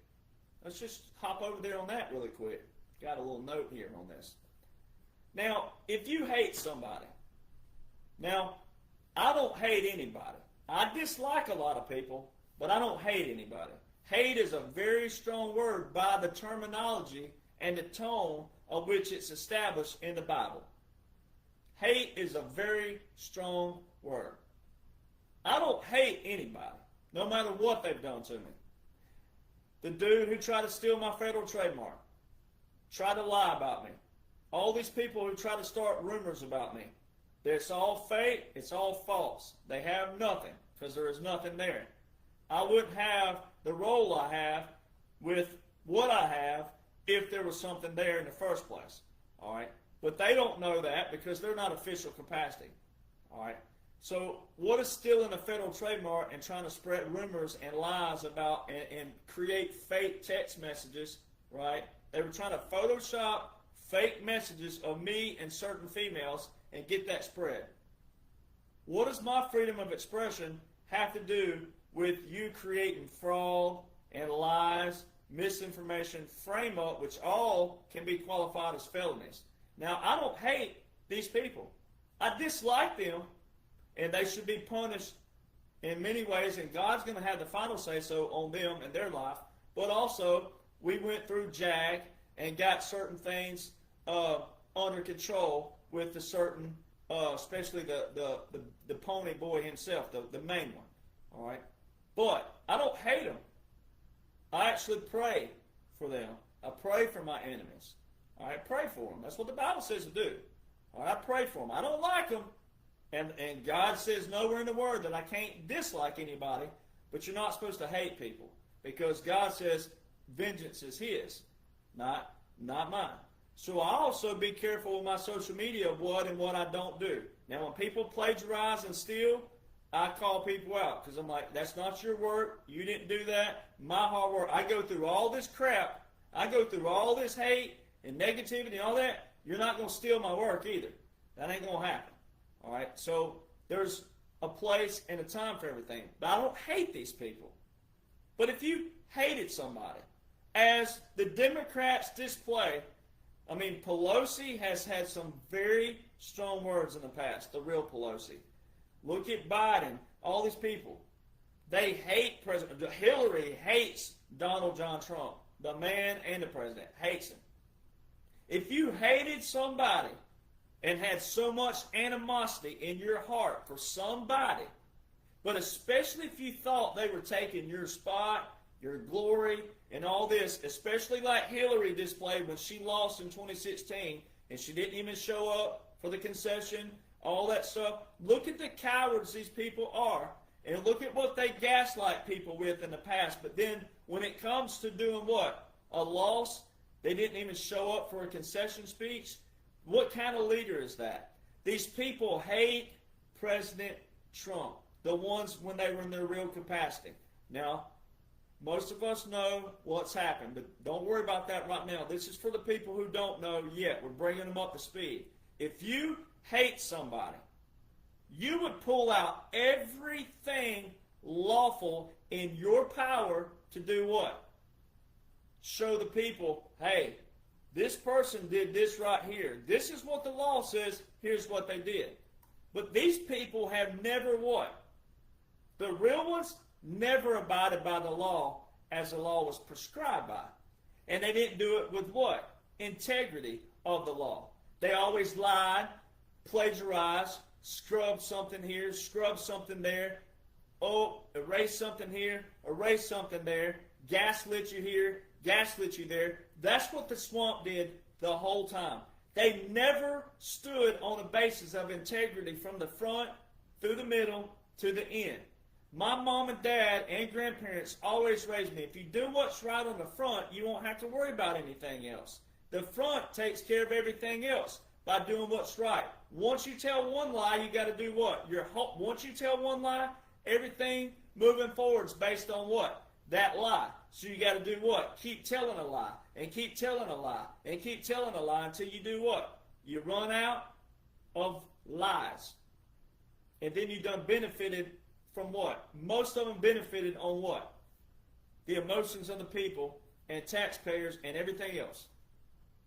So why would not, I like to say it like President Trump says, why would not, but why wouldn't, quote unquote, Biden, Bill, Hillary, George, Kerry, Romney, where'd all these people go? Where'd they go? But if they were there, if they're free to roam, they're free to go anywhere, free to post anything, free of their, if their social media is authentic, where'd they go, for one?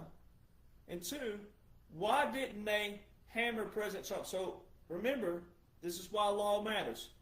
So real Biden, Vice President Biden, recommended, and you heard President Trump on the 2020 campaign trail say, it was you, Joe.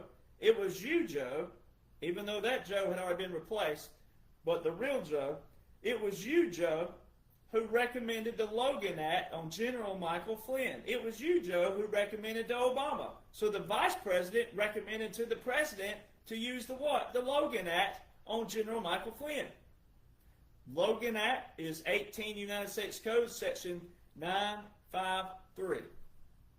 It's titled, The Private Correspondence of a Foreign Leader.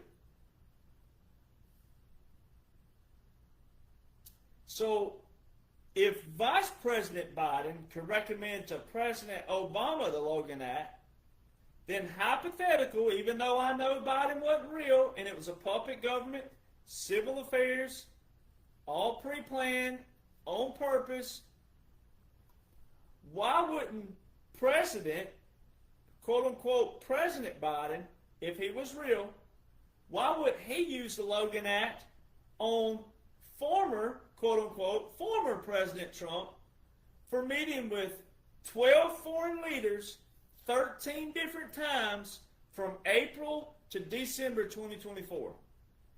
If President Trump was a former president, and if Biden was a sitting president, that would have been a violation of the Logan Act, because all of those leaders that President Trump met with exception of one, was a former prime minister. All the others were active, which means they were the current foreign leader. So if President Trump was a former, there he was not only breaking federal law, Title 18, which is federal law and criminal procedures. That's what it's titled, Title 18. Not only was he breaking that, but he was also breaking his own executive order with national emergency, Executive Order 13848, which is election interference, because 2024 was a what? Election year. Do you really think that President Donald John Trump, who already, with the dumb liberals out there, even though I know this is an operation and it's all going to be exonerated, this is going to be exonerated, but for right now, for the people who don't know that, President Trump already has fought daily for his name, his character, and everything from day one. Do you really think that that man would do something on purpose that he can never recover from by law? I don't think so, and I know so. So if you hate someone, you would do what? If you had everything by law, evidence by law, proof by law, you would do what? You would show people that, hey, this person is breaking federal law, military laws, they're breaking this. And by law, if Biden was real, and all this was real time, by law, even a guy like me who goes by laws and orders, by lawful orders, if President Trump was not in an official capacity of a wartime president in a unique strategic special operation, if this was all real time and had it been real time, by law, the whole operation would have been negated, because that would have been a violation of federal law. And everything that President Trump stood on would have been a violation of law.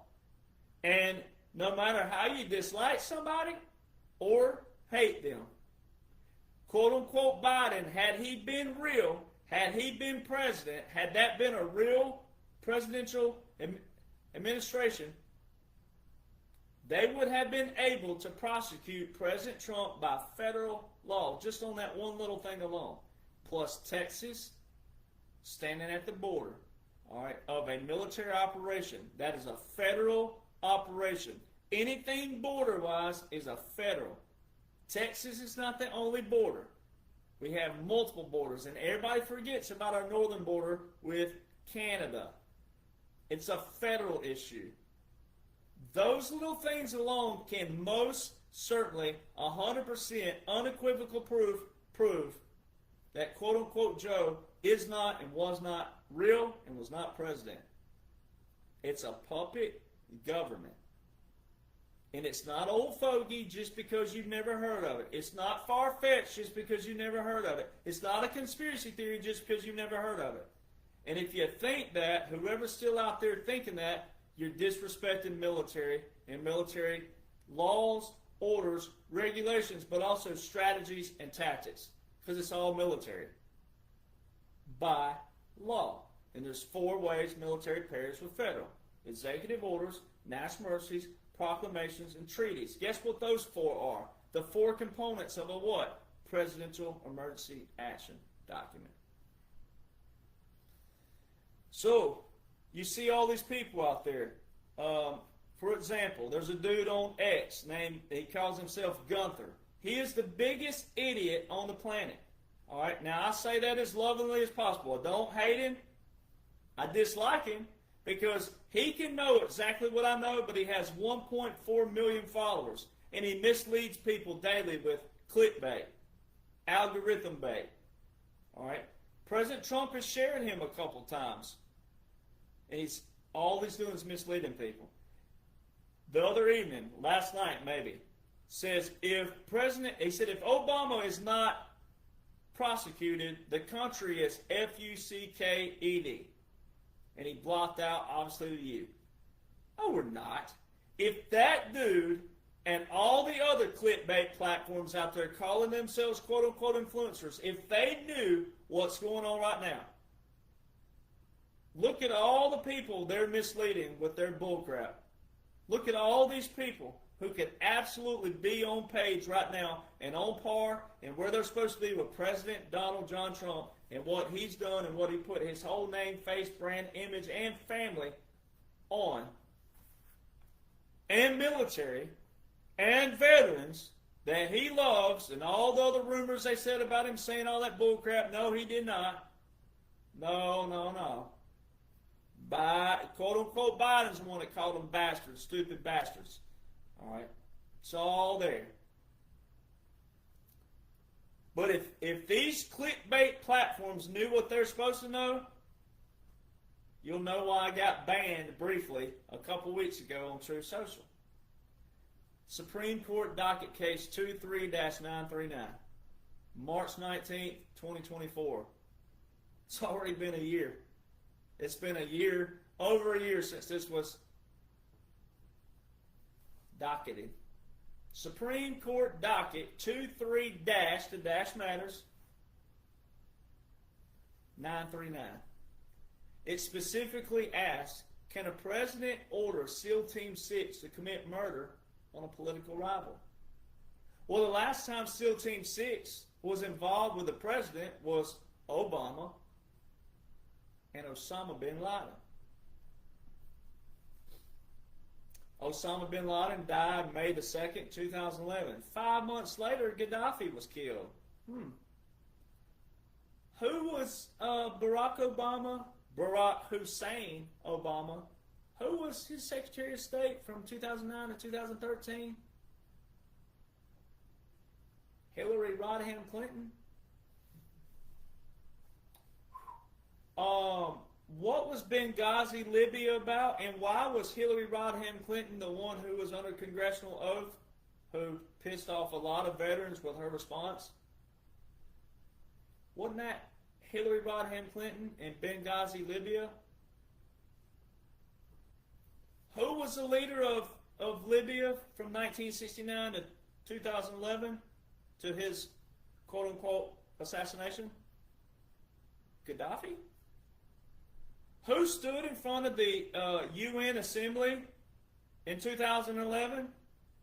Who stood in front of the Assembly and said that 5 world powers can't rule everybody? The same 5 world powers?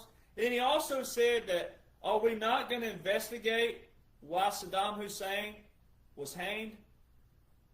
You do know, this is what he said, I'm still quoting Gaddafi. He said, you know that Dick Cheney, was friends with Saddam? Then they hanged him. And then he said, it'll happen to either one of you. The United States will do the same thing to us. And who was laughing at him? They were all laughing at him. And who did they zoom in on?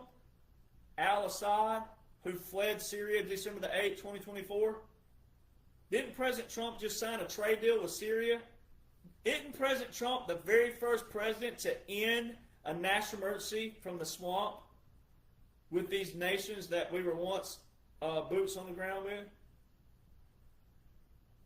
First president to end national emergencies of the swamp, President Donald John Trump. And then open up trade with Syria. One of those trade letters you just saw. Assad fled Syria December the 8th, 2024. One of the people laughing at Gaddafi, who lost his life, who wanted a gold standard back.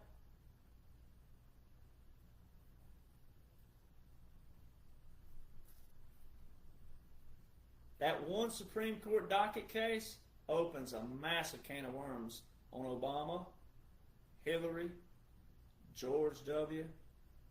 Because who was president in 2008 when Epstein took a state plea deal? A state, not federal, state. George W. Bush was president in 2008.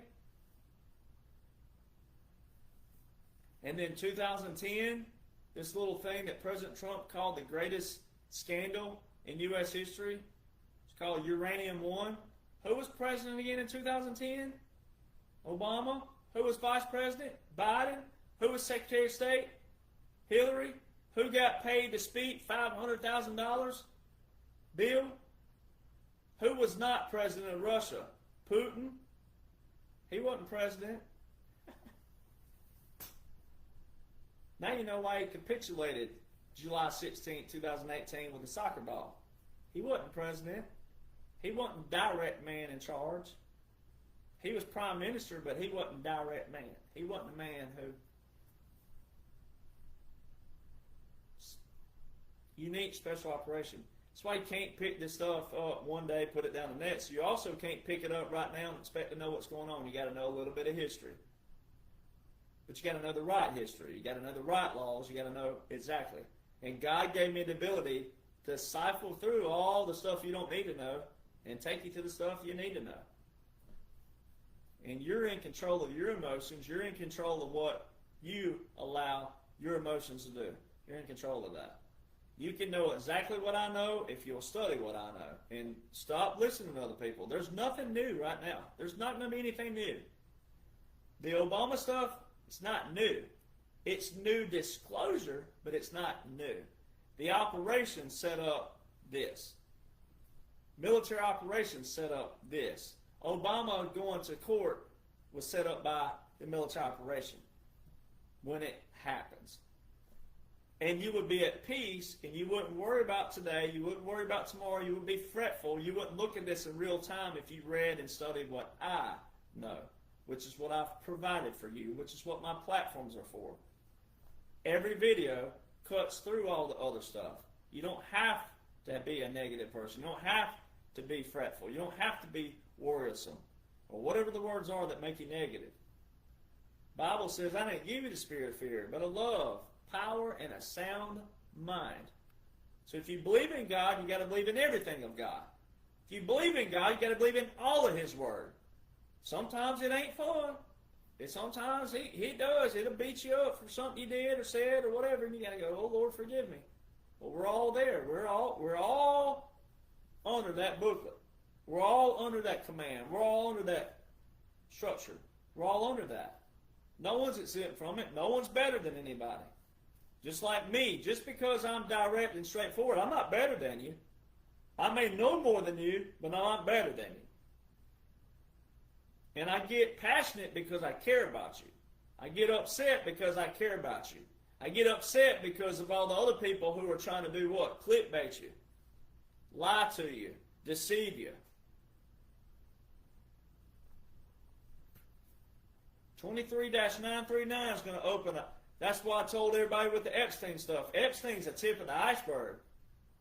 Epstein was an actor of his own, but Obama, with murder, child trafficking's horrific, and that's being dealt with.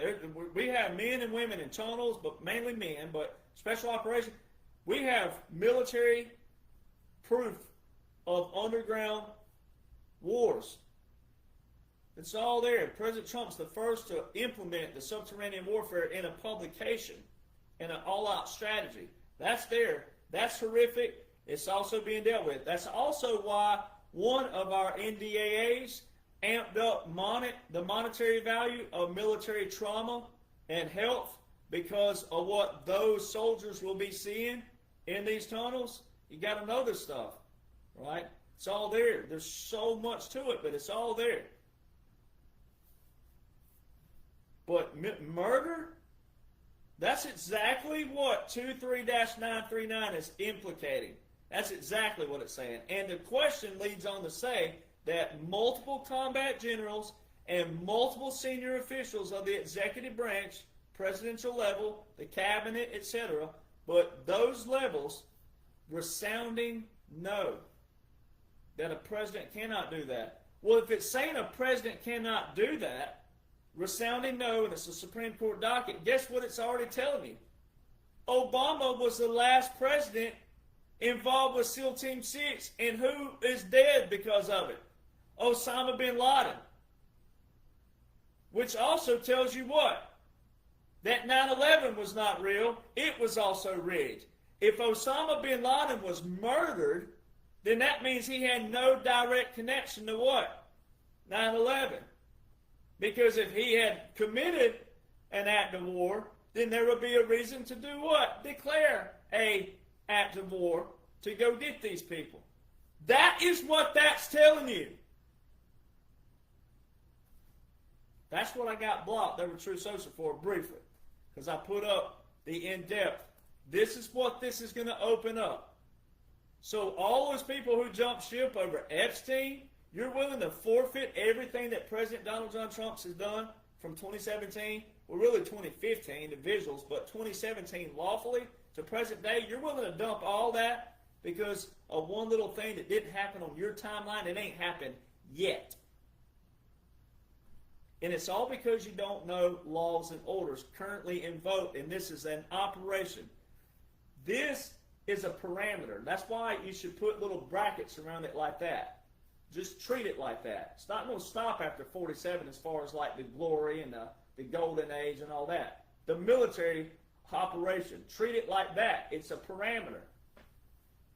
You put in a puppet government, you put in a civil affairs puppet government. Biden always wanted to be president. So you put him in and you make everything go to hell under him civilly, right up to the place it looks like it's going to crash. And it does a lot of things. It gets people's attention. It gets people whining, griping, bickering, fussing. But then they do what? You find out, it's like that old saying to find out who your friends are. Well, guess what? We find out who patriots are. We find out who really cares about the government, and you really care about what? Laws and orders. Opinions, drama, and propaganda are not solutions. Laws and orders are solutions. Perspectives are not solutions. Perspectives can lead to solutions. Opinions can lead to solutions. But if you don't have a foundation of a law and an order, you can't have anything until you have that. So putting that in, but it also, the military put a parameter there saying we're not going to let it get this far. This is what we're going to do. While they're cleaning out tunnels, child trafficking, sex trafficking, human trafficking, and then your drug trafficking out in your seas, in your waters, in your maritime, all the maritime laws, all the things that were invoked during that time, all the P-8 Poseidons, all the people saying, oh, here comes another stupid airplane close. Well, ain't so stupid anymore, are they? Remember all those people? And I kept putting aircraft up. Why are P-8 Poseidons all over the land? P-8 Poseidons are sniffer planes. They sniff submarines. What are they doing flying all over our rivers and creeks and streams? Oh, Michael Jaco, former Navy SEAL Team Chief, SEAL Team 6, who was in the room with Barack Obama and quote-unquote Biden. But see, they don't teach military laws and orders, so anyone who took an order back then, they're innocent. They're going to be innocent. Guess who's going to be held liable? The quote-unquote leaders who did know what they were doing. All right, so Jaco, we were on a podcast one day, and we were talking about the P-8 Poseidons over rivers, creeks, streams, and swamps. The P-8 Poseidon has the best communication system up in the sky, right, down to the whom? Special operators, Navy SEALs. There's been multiple. I have these filed and documented. Multiple. 22 took off from Jacksonville in one drop. One morning, 22 P-8 Poseidons. In just one takeoff. On one day alone. And I've tracked this stuff. I multitask on this stuff. It's all there. So you let quote-unquote Biden, who always wanted to be quote-unquote president, but he was one of the most corrupt senators in history. He plagiarized. He stole. He's always been corrupt. Go back and watch the Clarence Thomas trial. Look how incompetent he sounds even during that. Watch the Clarence Thomas documentary. He says, to this day, this was on Clarence Thomas's documentary recently. They asked him the question about what, quote-unquote, Biden said at the end of it. He said, to this day, I don't know what the hell he said. You can't even, it's like this paragraph, and it don't even form any kind of common sense, logic, anything. These incompetent idiots were in the swamp all these years. So you let them drive it down to a level. But the parameter shows everybody was taken care of. The parameter by laws and orders in military shows you were okay. So it depends on what side of the aisle you want to be on. What do you want? You still want to follow what you think is real time? Because it's not. But if you want that, you got it all day long. But if you want to know what's going on, it's a unique, strategic, special operation. Laws and orders show that, not opinion. So now, guess how it ties in? What did I quote earlier? So 23-939 all of a sudden ties into what? What did Tulsi Gabbard just drop in the last few days? So you see, Obama was nowhere to be found. He hadn't been posting a whole lot, hadn't been talking about President Trump. Disappeared. The liberals thought he was, he's riding off, and they're happily married, and they're doing this. Disappeared. Now what? He's resurfacing. President Trump, a few weeks ago, all roads lead to Obama. Then he posted a video of Obama standing over the cash pallets that they sent to whom? Iran. All right. All of a sudden, President Trump started. And then I post, 23-939. Bam! They hit me, blocked me for a moment, completely deleted me off of True Social, President Trump's platform. All optics for you. Because of what? What are you seeing now? What are you seeing now? You're seeing what? You're seeing Tulsi Gabbard say, we have enough evidence to what? Prosecute Obama on treasonous conspiracy.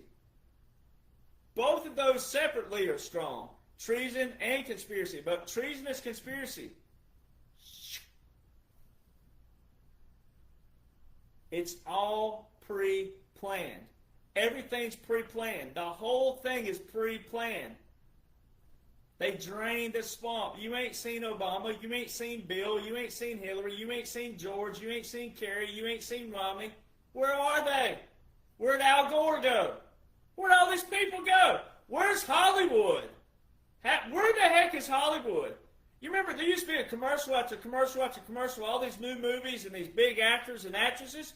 Where did Hollywood go? Where are all these people? And then you got the Gunthers over there, wasting people's time, claiming to be a patriot, claiming to be President Trump, and if Obama's not punished, my God, can't you see there has to be someone who knows the foundation? President Trump just can't go in and delete people's profiles. They have to have a reason, right? At this point, sedition being one.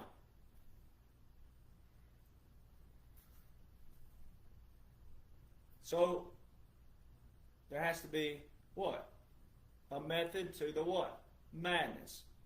Now, I don't see madness because I don't look at madness. I don't have to when I know what's going on lawfully by the man, the boss, the commander.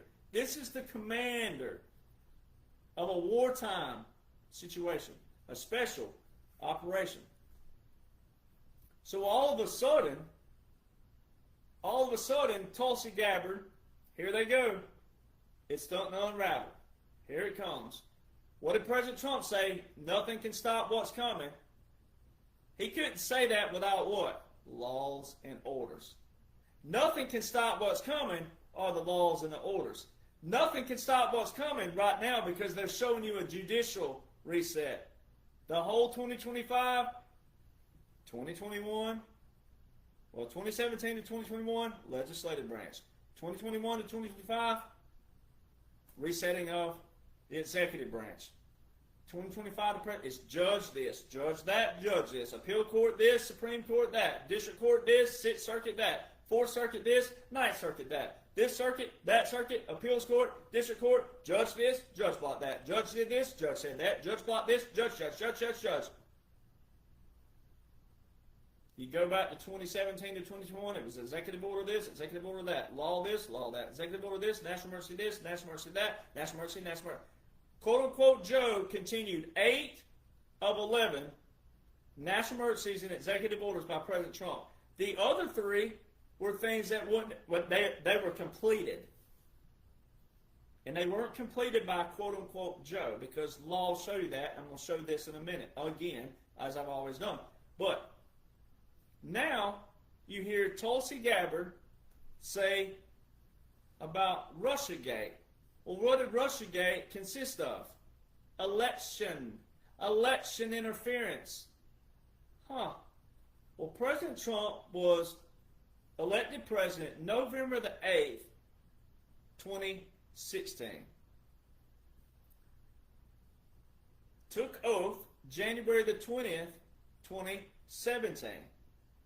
The first election under President Trump would have been November 2018.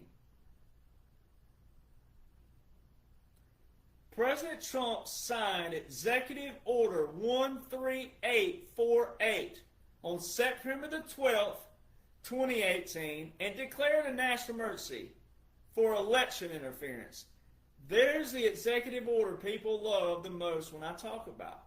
Because in that executive order, it has a key line in there. It says, although no foreign power has altered the outcome or vote tabulations in any United States election. Don't say 1, 2, 3, buckle my shoe, 4, 5, 6. It don't say any number. It says in any United States election.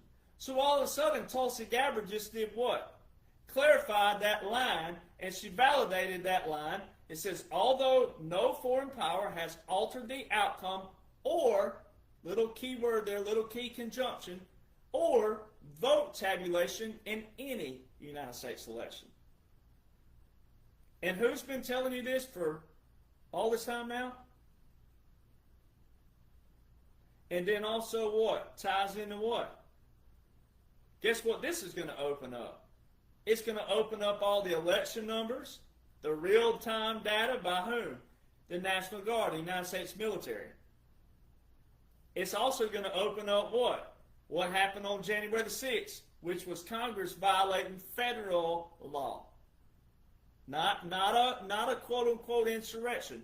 All this open, that 23-939 opens up all of Obama, all of Hillary, all of Bill, all of George W., all of it. And this opens up all of those actions that you saw. So it says, although no foreign power has altered the outcome. So there's your action word, altered. The outcome. Your result. Here's your action. Here's your result. Well, the outcome will mean just the election period. That day. November the 8th, November the 5th, all your days of elections. No foreign power. Well, what did President Trump tell everybody? Our gravest threats are not abroad, they're what? They're within. We've been invaded from within. He said this over and over and over. We've been invaded. So, Executive Order 13848. Now, I'm going to pause there, and then we're going to come back. So we're going to do the 1550 breakdown now. So the National Defense Authorization Act put this in place. So the 1550 was placed in the War Powers Act, even though it was in the National Defense Authorization Act, which means your defense budget, money. All right, for whom? Military. Military what? Operations. Military what? Missions. That's what the defense budget is. But military operations as a whole, also just your basic form of operations, your bases, etc., then their training and everything else. You got to go read a defense budget, see what all it entails. All right. So when you look at the 1550 breakdown, that Title 50, which is War and National Defense, Chapter 33, which is the War Powers Resolution Act of 1973. President Trump, they put Section 1550 in the War Powers Act. Well, that's President Trump beating the deep state with their own what? Limitations. In that clause, it said, in the first 180 days after December the 20th, 2019, and every 180 days thereafter, the President is to report to whom? The defense committees of the House and the Senate, the use of military, regular or irregular forces. Or irregular is your special operations, clandestine, covert. There's your special operators right there. Irregular and regular forces. Well, the reason how you know this operation is still going is this. Is none of the executive orders have been revoked by quote-unquote Joe Biden. None of them. No executive order The federalization of the reserve components, 1 million, none of these things have been revoked. So President Trump's a threat to democracy, and he's violating the law, and he's violating the Constitution, and he's a threat to all this other stuff, and he's a dictator and all these things. Well, why didn't they abolish anything? If Joe was real, and if Joe was president, he'd have the same power as every other president. Why didn't they abolish anything? Why didn't they terminate anything? Why did they just... And then 8 executive orders with 8 national emergencies required a pen, paper, and president and Congress to do what? Continue them. So he continued 8, all of which are deporting illegal migrants. One of those executive orders. The funding of the Chinese Communist military. Biden had his hands with China for years. That's been proven. President Trump called him a what? A Manchurian candidate. The executive order that is freezing all the assets of those who are funding China, Communist military, the People's Republic of China, that executive order continued. All right. Election interference. Now, that makes a lot of sense. Quote unquote, Joe continuing the very executive order that's going to damn all of his people and him. That makes a lot of sense. All right. The Panama Canal. Remember they call him a dictator for trying to take back the Panama Canal? Well, quote-unquote, Joe continued executive order from July 14, 2020 about the Panama Canal. See, so if you're a liberal, you know how stupid you look? That's where you use the context of stupid. You know how stupid you look for saying all those things about a dictator and a threat to democracy and all this other stuff, that we're not even a democracy, but all this stuff? See how dumb you look? You should be pissed and mad. If you thought this was real, you should be pissed and mad at your people for handing all this back over to President Trump on January the 20th, 2025, with a big red giant bow on it saying, hey, we didn't touch anything. War order's still there. All your order of successions are still in place. We didn't do anything. So the very first 180 days, President Trump federalized 1 million reserve components to active duty. Still open, still active. Just before that, though, there was a topic on the headline articles out there about President Trump installing, quote-unquote, installing a general just in case law breaks down. You don't install a general, ladies and gentlemen. They're there by what? A chain of command. Rank. They rank up. They promote up. You don't install a general. But there's a little clause in law it shows, like, okay, if there's something happens to the president, et cetera, that someone who's in acting capacity wouldn't be the next order. All right? So if you go look at where a general is, a 4-star general, which is what the general was, Jonhson, that they talked about back then, will be the one who would do what? Be in command of NORAD, which he was the commander of NORAD, but he would be in command of a what? Continuity government. Uh-oh.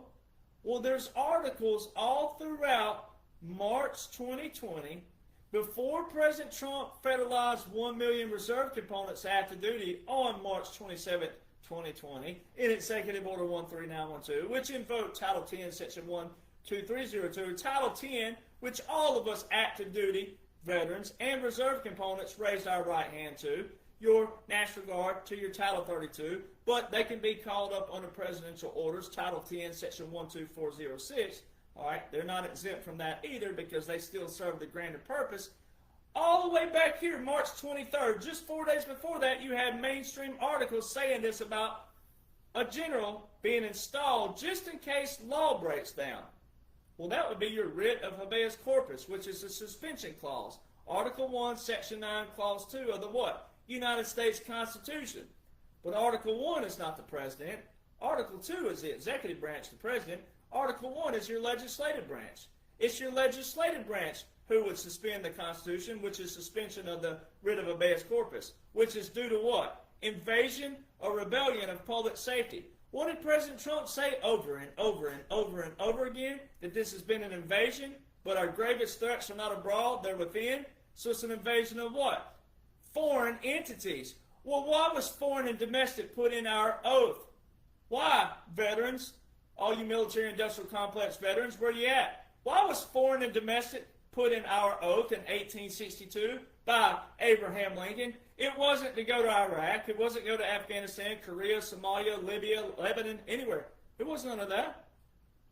It was because it's called the ironclad test oath. It was an extra additive that if you replicated anything that went against our ideologies of our foundation, our Constitution, our Declaration of Independence, our Federalist Papers, our Bill of Rights, all written predominantly by James Madison, the father of the Constitution, who drafted the Bill of Rights, all right, who also wrote most of your Federalist Papers with two others, Alexander Hamilton and John Jay, all right, in foreign and domestic. If you replicated anything against that foundation, guess what you were? You were foreign to it. And you were treated as what? An enemy of our foundation, an enemy of the people, an enemy of the military. So when you're under a military law right now, and you're under a military occupation right now, and you're under a military operation right now, guess what that means the United States turf is? A place where you can be tried as a foreign entity if you act like a foreign entity. That's why it pays to know the laws and the orders, especially knowing what's going on right now. President Donald John Trump and what's going on ain't nothing like the swamp. And all of you idiots out there who have said that, you are a disgrace if you call yourself a Republican, conservative, or a quote-unquote patriot. You're not. If you say that President Trump, oh, he's just like them, he's acting like that. You have no clue what's going on right now.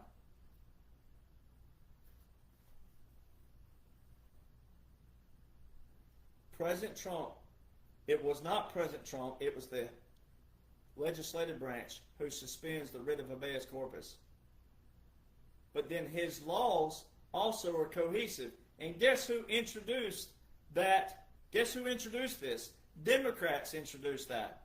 Democrats introduced. It was a majority House Democrat.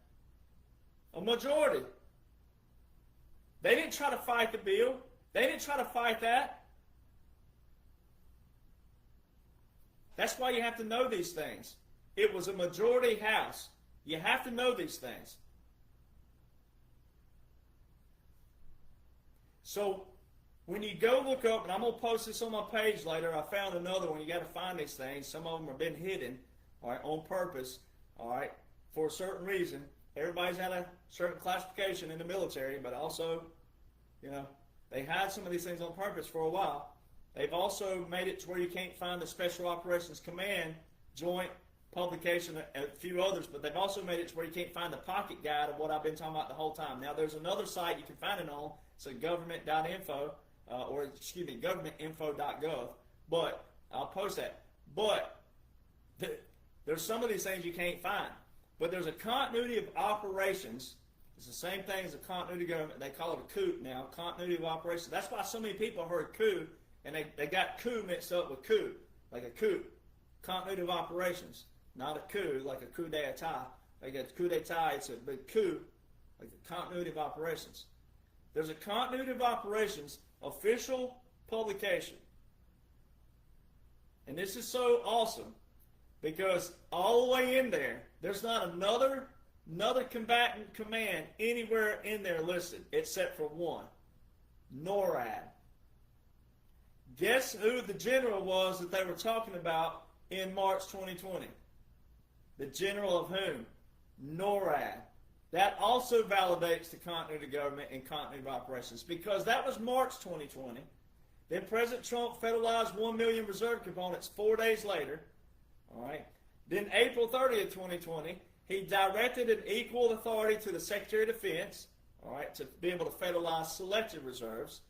Then you fast forward, so it had been 7 months after that general comment, NORAD, and continuity of operations. 7 months later, President Trump signs Executive Order 13961, which is the invocation of the continuity of government. Federal Mission Resilient Strategy is what they call it. 3 days later, the most recent order of succession within the Department of Defense to July 20th, 2025.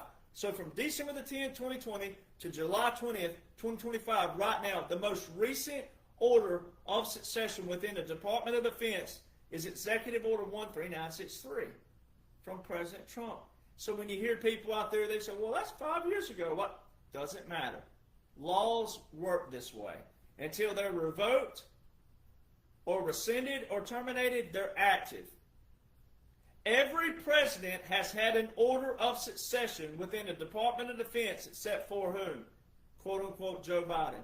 Every president has had an order of succession within what? The military domains. All of them, except for whom? Quote unquote Joe Biden. He had an order of succession with the Department of Agriculture and a few others. Well, guess what those are? Civil affairs. Guess what that outlines? Puppet government. Guess who's in control of puppet government? Military. But they made certain things happen with quote-unquote Joe as a puppet government, as a fake, as a foe, the dash. They made certain things happen to do what? Reset what? The demand and the visuals, but also the what? Roles, duties, and responsibilities of whom? The president, the vice president, the cabinet. See how this works? See all the people who got mad and upset, now they know what to look for. And if they let what? If they let a quote-unquote president get away with certain things in the future that they were mad about way back here, what are they? A clown and a coward and a what? Hypocrite.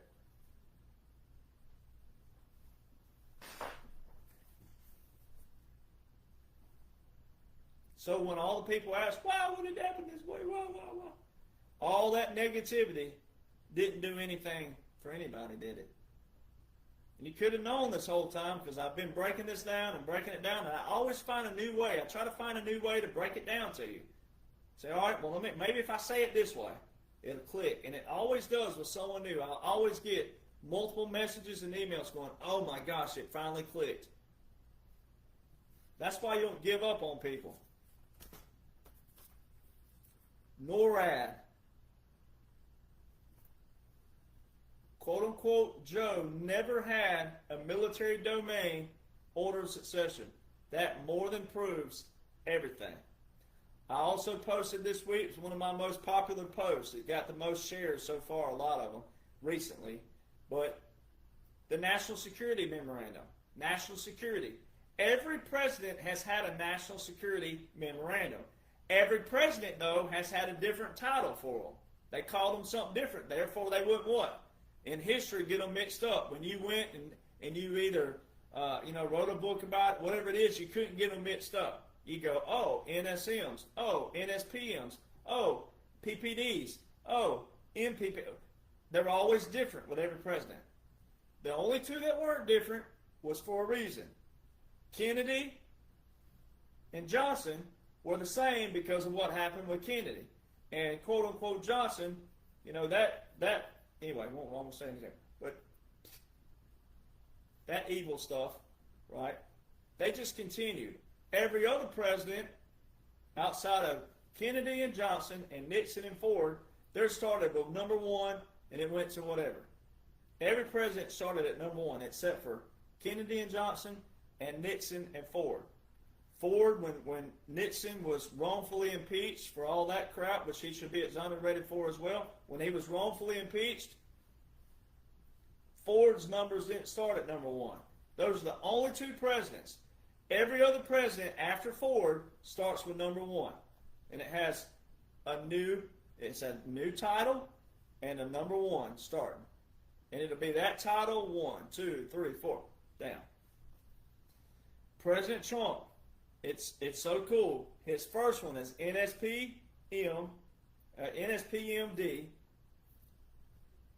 NSPM, yeah. So NSPM, that's it. NSPM, not NSPMD. I was thinking of directors. NSPMs. It's his first, right? What people thought is first. So let's do this way. 45. NSPMs. Quote-unquote Joes were NSMs in the middle. And then President Trump now are NSPMs again. Well, if every other president has had new names, and if quote-unquote Joe was really president, even though President Trump would be here again, you would still want to separate that from his what? His first. Versus looking like a what? Continuity. Then, You go look at January 28th, NSPM2, which is your National Security Memorandum, NSPM2 on January 28, 2017. So in this, 45, order of succession. Skip over 47, February the 4th, 2025. There's a NSPM-2. Click on it. There's only 4 so far under this, under 47. There's only 4 NSPMs. Click on number 2, order of succession within the National Security Council.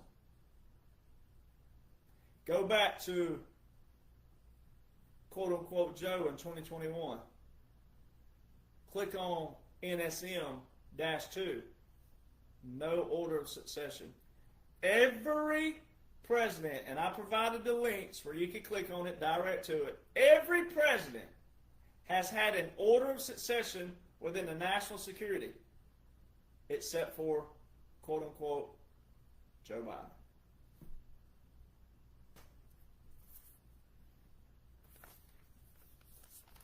Now I'm going to read this here. This is going to break down this a little bit, and I'll try to wrap it up here. But Title 22, Chapter 93. All right. If you go to that on Google, you just type in Title 22, Chapter 93, enter. You scroll down about midway. It'll be right up under Section 8604. All right. And you'll read an executive document there. And I'm going to read it for you, break it down. Executive documents. It says delegation of certain functions under Section 6 of Public Law 112-150. Memorandum, and they all read this way. So I'm going to show you where they always read, and then I'm going to show you where they become a direct command of the President. They always read this way. Memorandum of President of the United States. It says of President, not the President, of President. So it's just a generic statement. Memorandum for the, here's your command, Secretary of State. Okay, well, this was in 2012, I believe. 2012.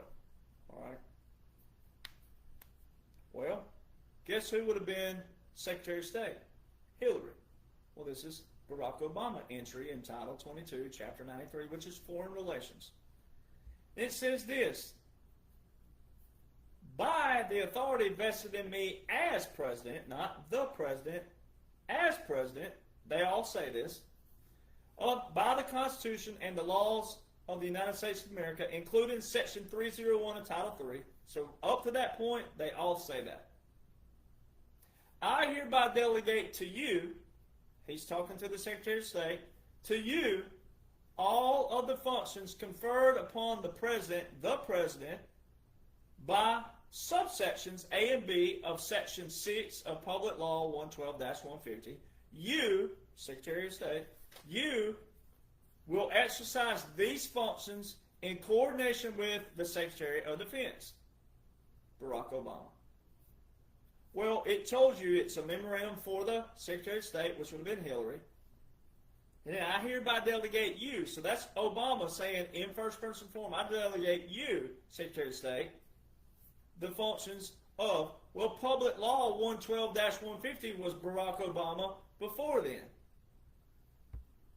Now let's go to Title 50, Chapter 33, Section 1550, which is President Trump, right?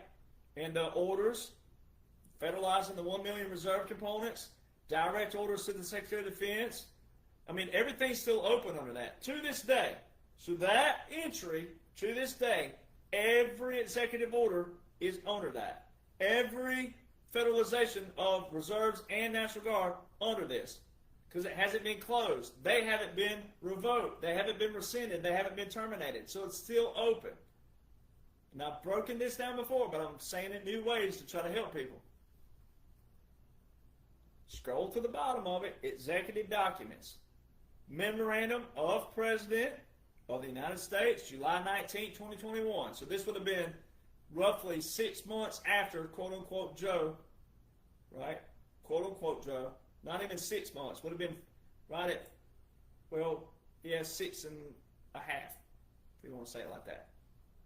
It was just yesterday Would have been 4 years ago. It says Memorandum of President of the United States, July 19, 2021. Memorandum for whom? The Secretary of Defense.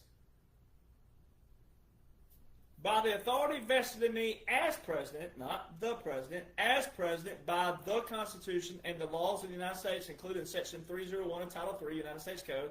Now that's always done that way. Now here comes the quote-unquote command. I hereby delegate to the Secretary of Defense the authority and functions vested in the President by Section 1285A through E of Public Law 116-92 on the use of military force and support of partner forces to the Congress. Well, the President of 1550 is Donald John Trump. This would have been, quote-unquote, Joe relinquishing all authority, all presidential authority, but especially all Commander-in-Chief to the whom? Secretary of Defense. Who is the Secretary of Defense directly under in military? The President. All right. Well, the President must be dead and deceased in order for what? In order of succession to take over, where the Secretary of Defense would have full control and full authority. Is President Trump deceased? I don't think so. So this is to the Secretary of Defense who was already under what?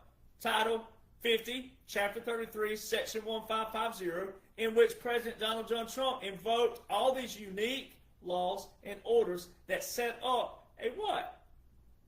A continuity government and a military occupation, military operation, government in exile, puppet government, by laws and orders.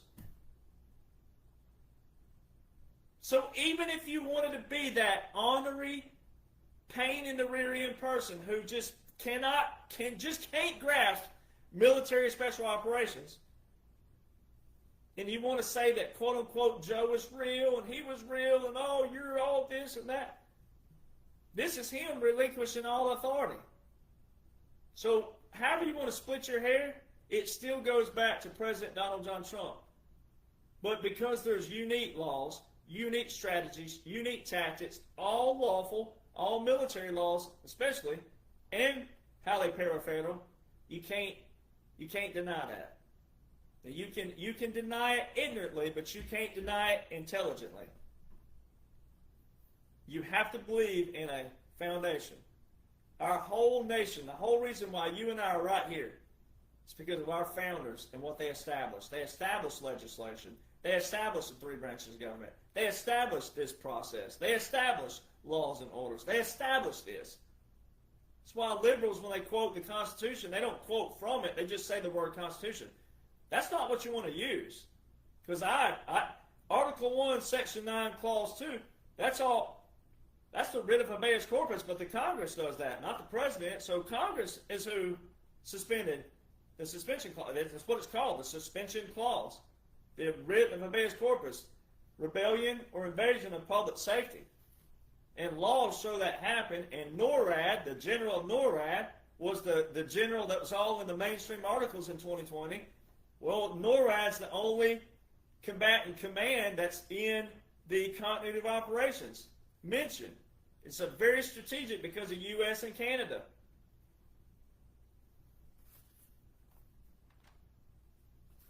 So the Title 22 and Title 50, the entries by Obama and quote-unquote Joe, they show you that quote-unquote Joe was not real by law. All right, recently, just within a day or so, a Special Operations Army retired colonel, full-bird colonel, just put out a memorandum. He put out a memo about terrorists amping up their strikes on whom?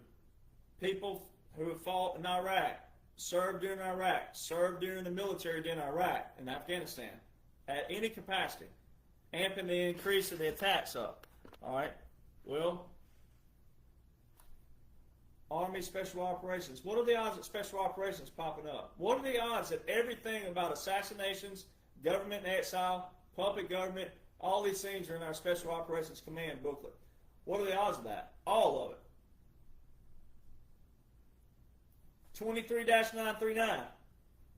that Supreme Court docket, what are the odds that Executive Order 12333 are referencing it, the assassination executive order? What are the odds that it's in the Special Operations Command pocket guide? Unconventional warfare. Executive Order 12333. I mean, you can't make this up. So they're increasing certain things.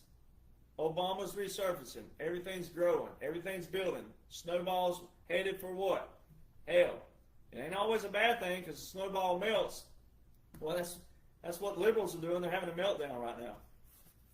Central casting. President Trump, though, told you it's central casting.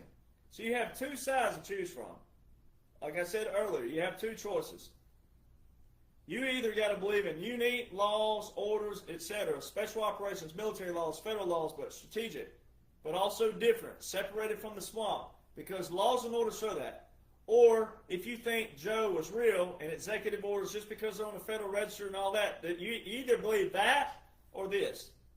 Because that, being on the Federal Register, the executive orders and proclamations and all that, that is a result of a puppet government when you have laws and orders that outline that a puppet government's taking place. And special operations, tactics, government in exile, military occupation, occupied country. President Trump's told you over and over and over again in speeches from 2021 to 2024, he said we're an occupied country. We will soon no longer be an occupied country. All right. He said, I gave Angela Merkel. Everybody's forgot about her. He even said that then. In 2022, he said, everybody's forgot about Angela. I gave her the white flag of surrender. In the law war manual, it's called the white flag of truce. Truce negotiations. It's a negotiation tactic. All right. Capitulations. Puppet governments.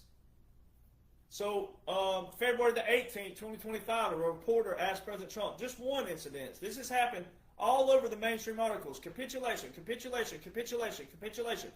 Nowhere in history has any mainstream article ever used the term capitulation, especially as much as they have in the last 4 and 5 years. It's all optics for everybody. President Trump says central casting with people, and then you have all this with his verbiage at his speeches. In one reporter, February 18, 2025, in a double sequence, asked President Trump about capitulations and puppet governments in Russia. Do you think most journalists know what's going on lawfully? If let's just hypothetically say the journalists right now are the same minds that we've had in the past. Do you think they know what I know? I don't think so.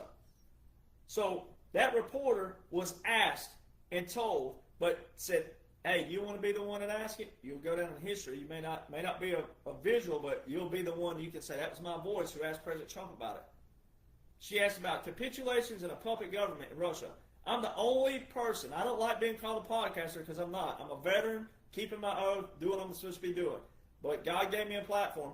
But I'm the only person who's talked about puppet governments. Thank you to my grandfather. Thank you for his service, and thank you for his attention to detail and his love and passion for our nation. Puppet governments. She asked about a capitulation and a puppet government in Russia, of all places.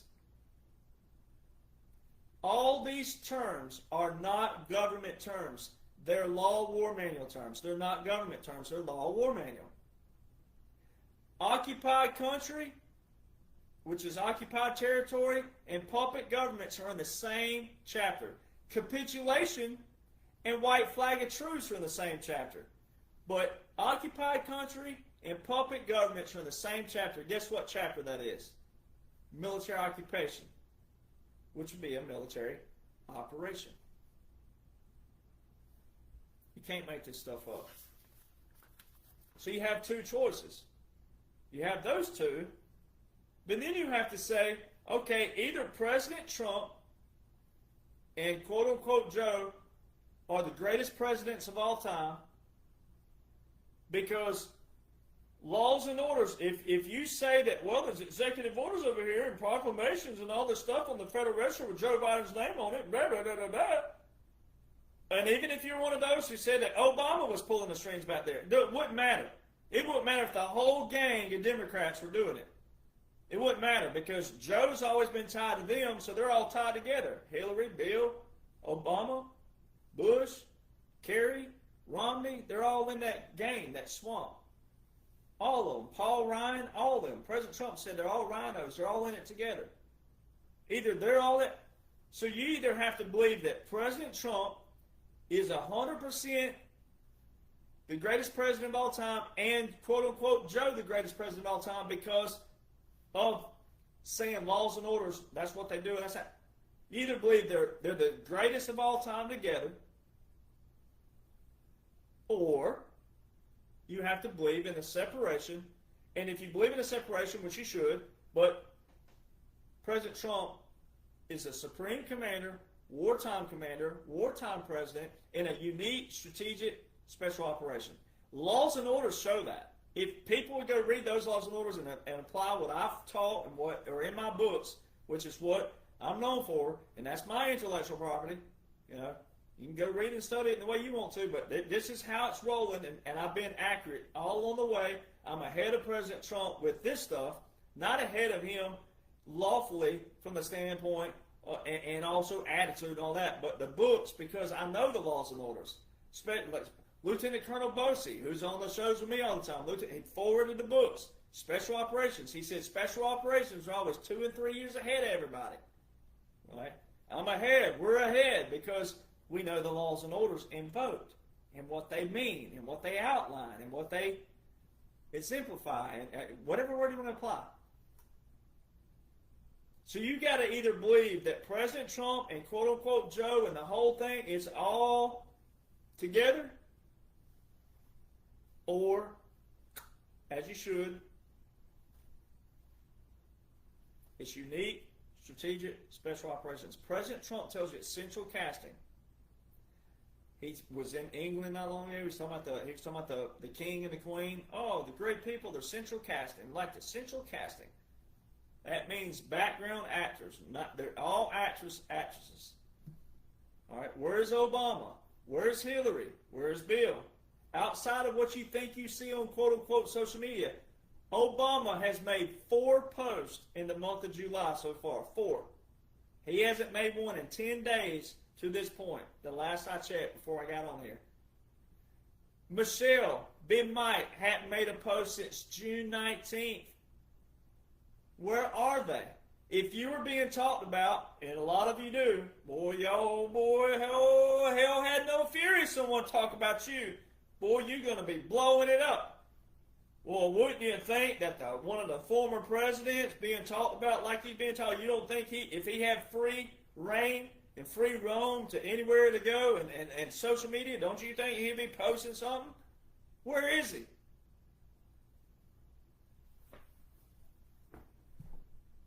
I know where they are. And by laws and orders, I know where they are. President Trump's told you. All the people, President Trump didn't mean to put that up. The man who used social media. The man who used social media in politics and government. The one who made it cool to use social media. All of a sudden puts a post up that, Joe Biden's been executed. He didn't mean to do that. He didn't see that down there. And this other stuff. And then others over there, he's an ultimate troll. Ha, ha, ha, ha. It's a bait and switch. You got to listen to the commander. All this Obama stuff, he baited you up back here, showed you that, this is what's coming. This is the next topic up. It's coming. It's coming. Then I get blocked and banned for putting up the big can of worms, the 23-939. But I got back on, red check. That's an optic for you. Well, what's coming? Ahead of everything. Boom, all of a sudden, here we are. All the stuff's unveiling on Obama. And this is light, very light stuff. Executive Order 13848.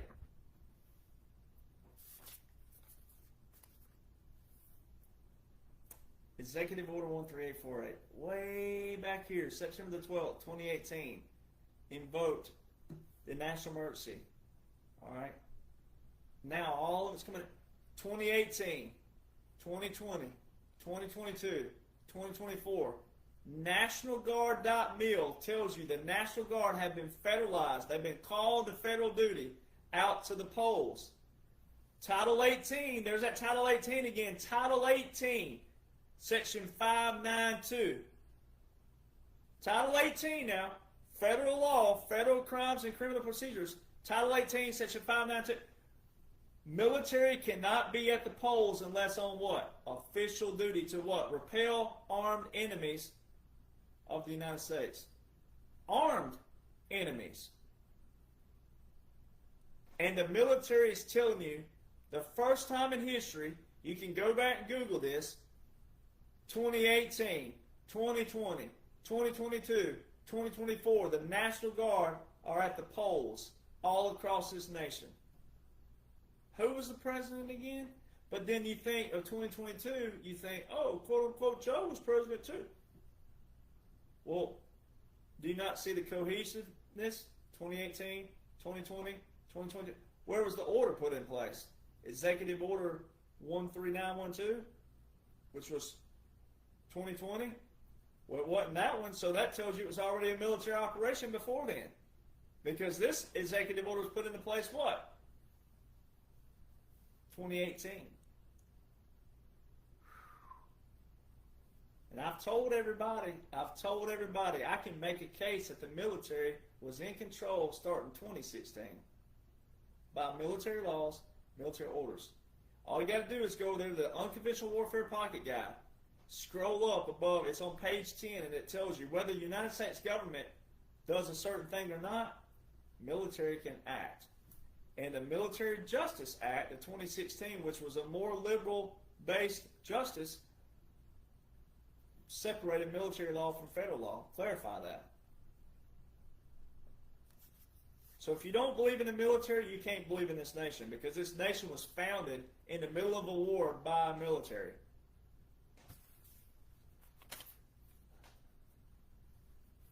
So the best is yet to come. Best is a chess move. You don't always want to beat your opponent outright. You set up a trap and you bait them and you funnel them like that. You funnel them to a wall and you make them tell on themselves the whole way. You draw a line in the sand and say, come across this line. We caught you, we got you, come across this line. Do what's right by the people. Come across. They took certain players out and they played this little plea deal. All right, but then that's special operations. It's hard for people to comprehend that, what a plea deal would look like at that capacity.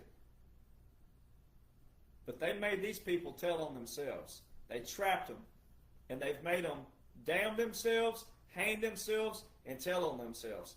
And a lot of you know that sometimes it's better not to tell on someone. He didn't want to be Tattletale Trump, so he's what? Commander Trump. He's not a snitch, nothing like that. They trapped these people lawfully, strategically, and tactically, with every law known to man that's lawful. All right. You ain't heard any of them throughout the last 10 years say it was unlawful. They'll say stuff like democracy, which we're not a democracy. They'll say stuff like violating the Constitution, not violating the Constitution. They never talked about the individual laws themselves, because they knew. Very key. Bait and switch, chess. Now, it's not a lifetime chess. You'll see people out there saying, oh, the stage is set and all this stuff about, oh, it's like the deep state did it. No. It's a special operation, unique operation, strategic operation. All this was set back here. There's not any lifetime right now doing that. That's where you have to get into military operations, special operations, strategic operations, tactics, along with the laws. None of what you're watching right now is, oh, the good guys did this, and then the deep state did that. And the good. Stop with the nonsense. A lot of that's clickbait, and it's wanting you to react, and then, don't do that. You don't have to do that. No one has to do that at this point. Period. Influencers or people. You don't have to do that. This whole thing is under control, man. Where you got to get involved is knowing what you need to know as a civilian, the laws, the orders, and then what the future is going to look like. You still need to be involved and active with that, but not involved and active going, oh, yeah, Obama, that piece of dirt. Stop all that. That's not the future. The future is educating our kids and the college kids on how this nation functions and operates. getting away from drama and propaganda and all that clickbait bullcrap. We got to get away from that. That's how you drain the swamp. You got to leave the swamp behind. You don't have journalists who replicate the swamp. And all these people who think they're quote-unquote investigative journalists. On what? You don't even know the laws and orders. You're doing what? You're getting what you can off of Google. That's it. You're not in official capacity. Same thing with Q. Q said about digital soldiers. That didn't mean every Tom, Dick, and Harry who can get on the internet. They're talking about secret military, of which was talked about back in 2017, that there are 60,000 secret military. It didn't mean that everybody all of a sudden, because you can read a little bit and chew on something, that you're a digital soldier. It doesn't work like that. Everything has a law, everything has an order, everything has a precedence, everything has a principle, everything has a foundation and integrity of it. And you're only taking away from the people who actually are.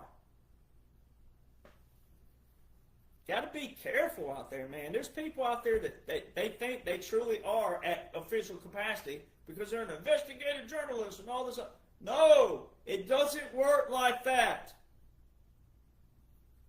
That's why I come across as a pompous ass sometimes, but I'm trying to tell you, that's not how the military operates. That's not how even the government, the good portion of the government, when it's cleaned out and it's back to a small level, that's not either that. No, it's not how it operates. You got to quit following certain people. Boy, there's a lot of slick tones out there. Woo! A lot of them. All roads lead to Obama. You don't want to follow people who replicate it. Law of War Manual. Be great to read. Go over there, read the humanitarian part of the Law of War Manual. All right? Go read the humanitarian. Read the whole thing, but read the humanitarian side. Look at something recently. I'm going to give you two things. Look at the run for mayor of New York. President Trump told you, he said, we won't allow this to happen. Well, that's the foreign and domestic we're talking about. A foreign entity that looks like a foreign entity. Now, the people in New York, they're going through this because most of the people in New York, not all, but a lot, are still what? Sleepy. They're still got their heads so far off their rear end they can peep out like a hoot owl out their mouths. All right? That's what, so they're having to go through and see who's involved. Who's going to do what? Stand, rise up, say, we're not voting for this Muslim piece of trash. He goes against all of our values in the United States. So that's what you're watching. But President Trump's already told you, we won't allow this to happen. That's not going to happen. But that's military speaking.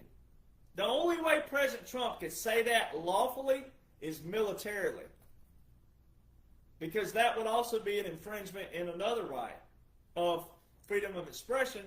But when you look like a foreign entity, again, that's your ironclad test oath of 1862. That's what foreign and domestic was added to the oath for in the first place. If you look like a foreign entity, but especially when we're under a what? Law, military law. That's how President Trump can say that. That is exactly how President Trump can say that lawfully. And then naturally, again, your military domains.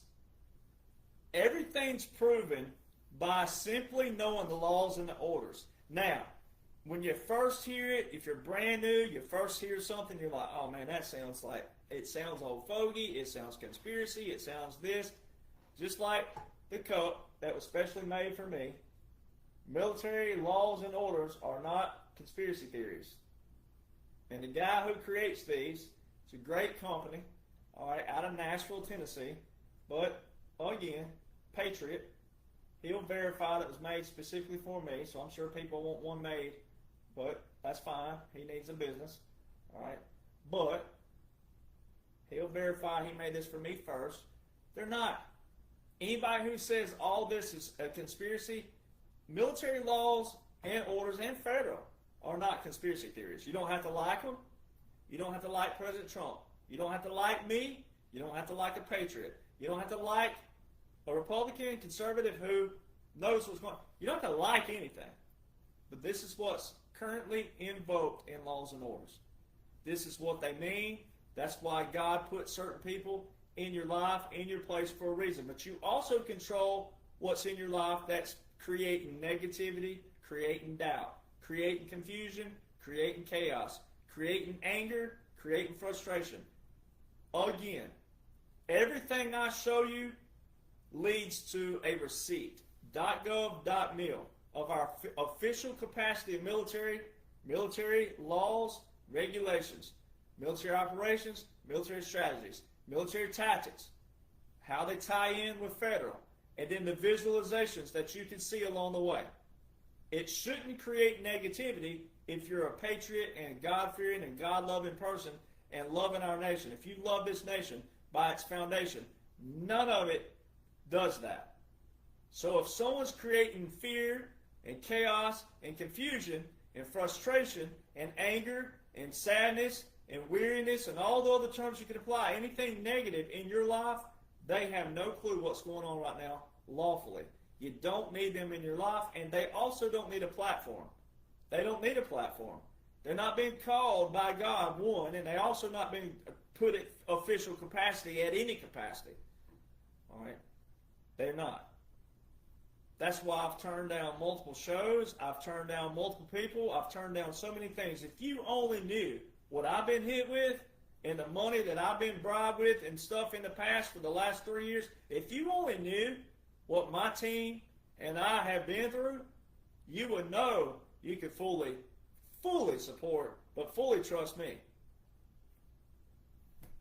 Consistency is the key. And the only way you can know someone's consistent is to read what they're putting out, to read it. But if all they're doing is just blabbing their lips, and that's all they're doing, opinion-based, drama-based propaganda, and they don't lead you to any kind of anything, but then there's ones out there who steal it and make it look like theirs. But, so there's a bunch of variables here. But if they're just blabbing off at the mouth and they're creating confusion and negativity and frustration, that ain't of God in the first place. But it also ain't military, and also is not even federal for that level. And I don't believe in a big federal government. I love what's going on because it's dropping everything down to a level that people can comprehend and be a part of.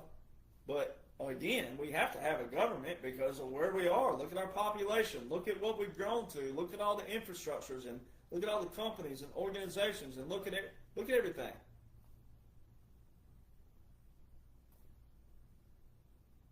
Got to have it. We got to have someone and people who know what's going on lawfully.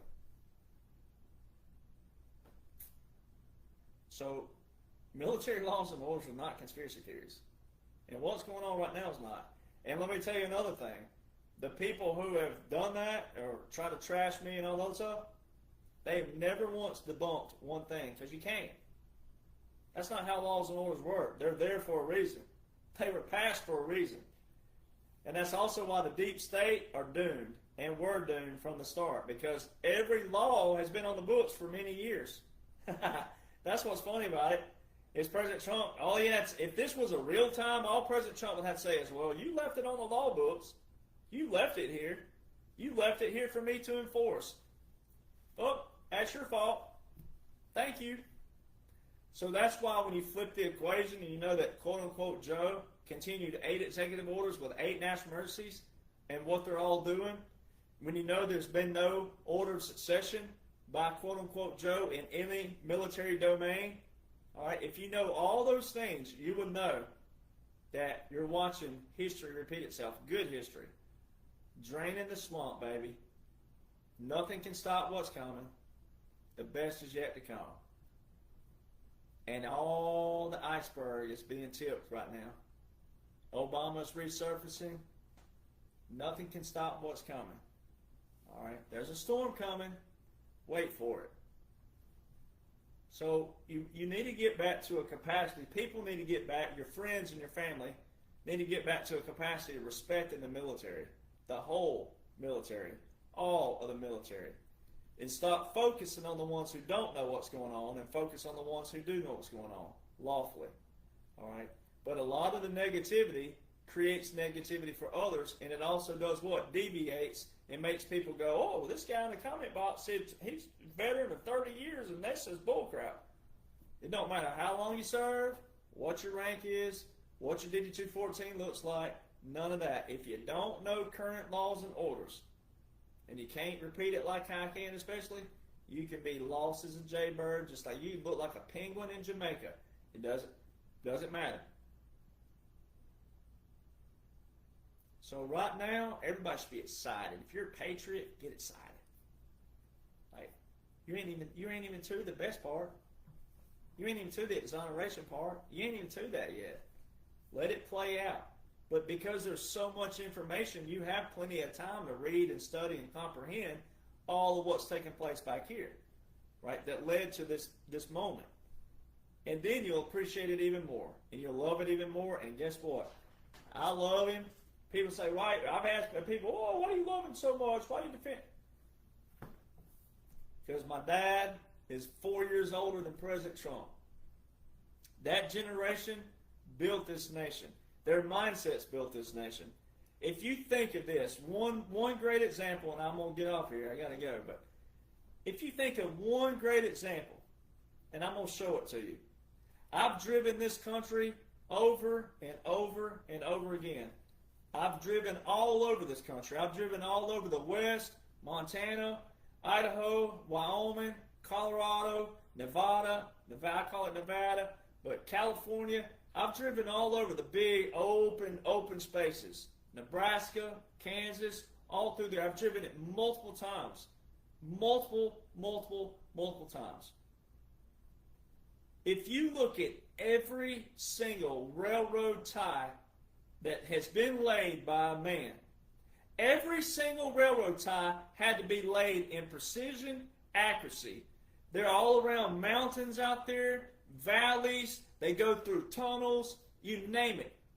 Every single railroad tie in hot and stupid cold weather, and even mediocre weather, every single railroad tie. Think about the work, the sweat, the blood, the thorn, everything, their hands, their gloves, if they didn't have gloves. Think of every single railroad tie that's been laid in this country. Think of it. Look at those trains across the plains out there. You can watch trains that look like 5 miles long. Some man and his labor laid those down for those trains to cross.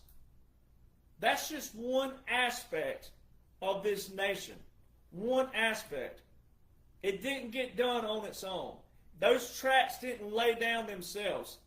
Some person in hot, rainy, snow, heat, cold, freezing cold, Arctic temperature, someone had to lay that down.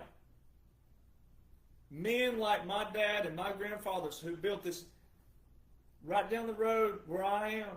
My grandfather carved out the road in 1929 when he was 16 years old. Carved out the road before it was even a dirt road, before it even became a paved road. Men, women, but the women were in a different capacity in those time periods, and that's okay, but men who built this nation, who carved out this nation, every aspect of it. My grandfather worked for the Department of Agriculture himself. I mean, you talk about farmers and all the different things. Look at the men who built this nation. This man has that same attitude. My dad is up every morning like clockwork. He don't need an alarm clock. My dad's up every morning. He's always got something to do. He's always about to be 83 years old. Every one of my great uncles, I got one still living, almost 90. All of my great uncles, they lived to be 90-something, 90. They were still getting on their tractors in their 90s. It's a mindset. And we got to get back to that. We got to get back to integrity. We got to get back to doing what's right on the front. We got to get back to doing what's right, defending what's right, versus just defending someone because you think you like them. They may be the very ones who's tricking you and conning you. And normally the ones who say all the key words, magic words, and all the words that are lovey-dovey, those are the ones tricking you. And there's a way to train yourself, skill set, to see if Derek Johnson's telling you the truth or is it hogwash. There's a way to do that. It's consistency for one and what I've been giving you. And I've been giving you the whole everything. I never clickbait you. Never show you just an excerpt here. I never go, what do you think about this? My posts are always long. They always have to make you do what? Study, research, think. Study, research, think. And then you have to do what? Make it applicable. And it only does what? Sharpens your skills. It only sharpens your brain. It only sharpens your everything. Whatever it could be. That's what we got to get back to. So you want to drain your swamp too. So know how the computer works. Know how apps work. Know how these social media platforms work. Unfollow the people. Don't add to it. Unfollow them. Now if someone gives you a command, say, hey, go over here and bomb these people and tell them what's up, then, but most of these people, these platforms, they're no good. They're drama-based, propaganda-based, surface level. They don't lead to solutions, which are laws and orders. They don't need to be leading right now. We're in a military operation. And because we're in a military operation, that's why veterans like me are passionate. And I'm going to flick off the ones that show you that don't need to be there and say, hey, this is all you need to know. Nothing's new right now. You're not going to discover anybody new. No one new. They're either regurgitating or they got an ulterior motive. Nothing's new right now. It's all in laws and orders. Way back here. The resetting in the legislative branch. What you watched with the 2021-2025, the puppet government, the quote-unquote, it was a quote-unquote Joe with his funeral, the 3 cannons, Army regulations. No one saw all that except for Army veterans that day, and the Army veterans who knew what was going on, all right, with regulations. That's why I'm one of the few out there. I don't know I've never met anybody else who saw it that day. So, like the commission officers that weren't present at the cannons, that's Army Regulations 600-25, 2-3 cannon salutes, all that. So, you know, that's why I am passionate. And I care about people because I know how to be tough when to be tough, compassionate when to be compassionate, but I'm passionate as well. And I get mad and upset when I see people misleading people. We don't need people misled right now. We are the place, there's enough laws and orders with the unique operation. No one should be misled right now if they're hungry and they want to know. So everybody needs to stay in their lane. There's a difference in sharing information, and there's a difference in stealing information. There's a difference in showing people, hey, this is what's going on. Hey, here's the guy who did it. Here's the guy who said it. Here's the guy who did this. There's a difference. Staying in your lane, being at your capacity. But because it's a military operation, that's why it's a different category right now. As long as law shows we're in a continuity government, we're in a military occupation. And President Trump's told you that. So it requires certain people who know that. All right, that knows how to lead you through it, and where you don't get scared, you don't get weary, you also don't get in a weak moment and do something that can alter your life. There's a lot of people out there still in those moments. They have weak moments. We don't want that. So if you care and love about people, you'll know what I'm talking about. We don't even want to put that out there, negativity out there. But there are people who find weak moments, and they find a moment they can't come back from, and they do something. All right, we don't want that. This is a military operation. Laws show that. You got to know the laws and orders. So, we'll see you guys soon.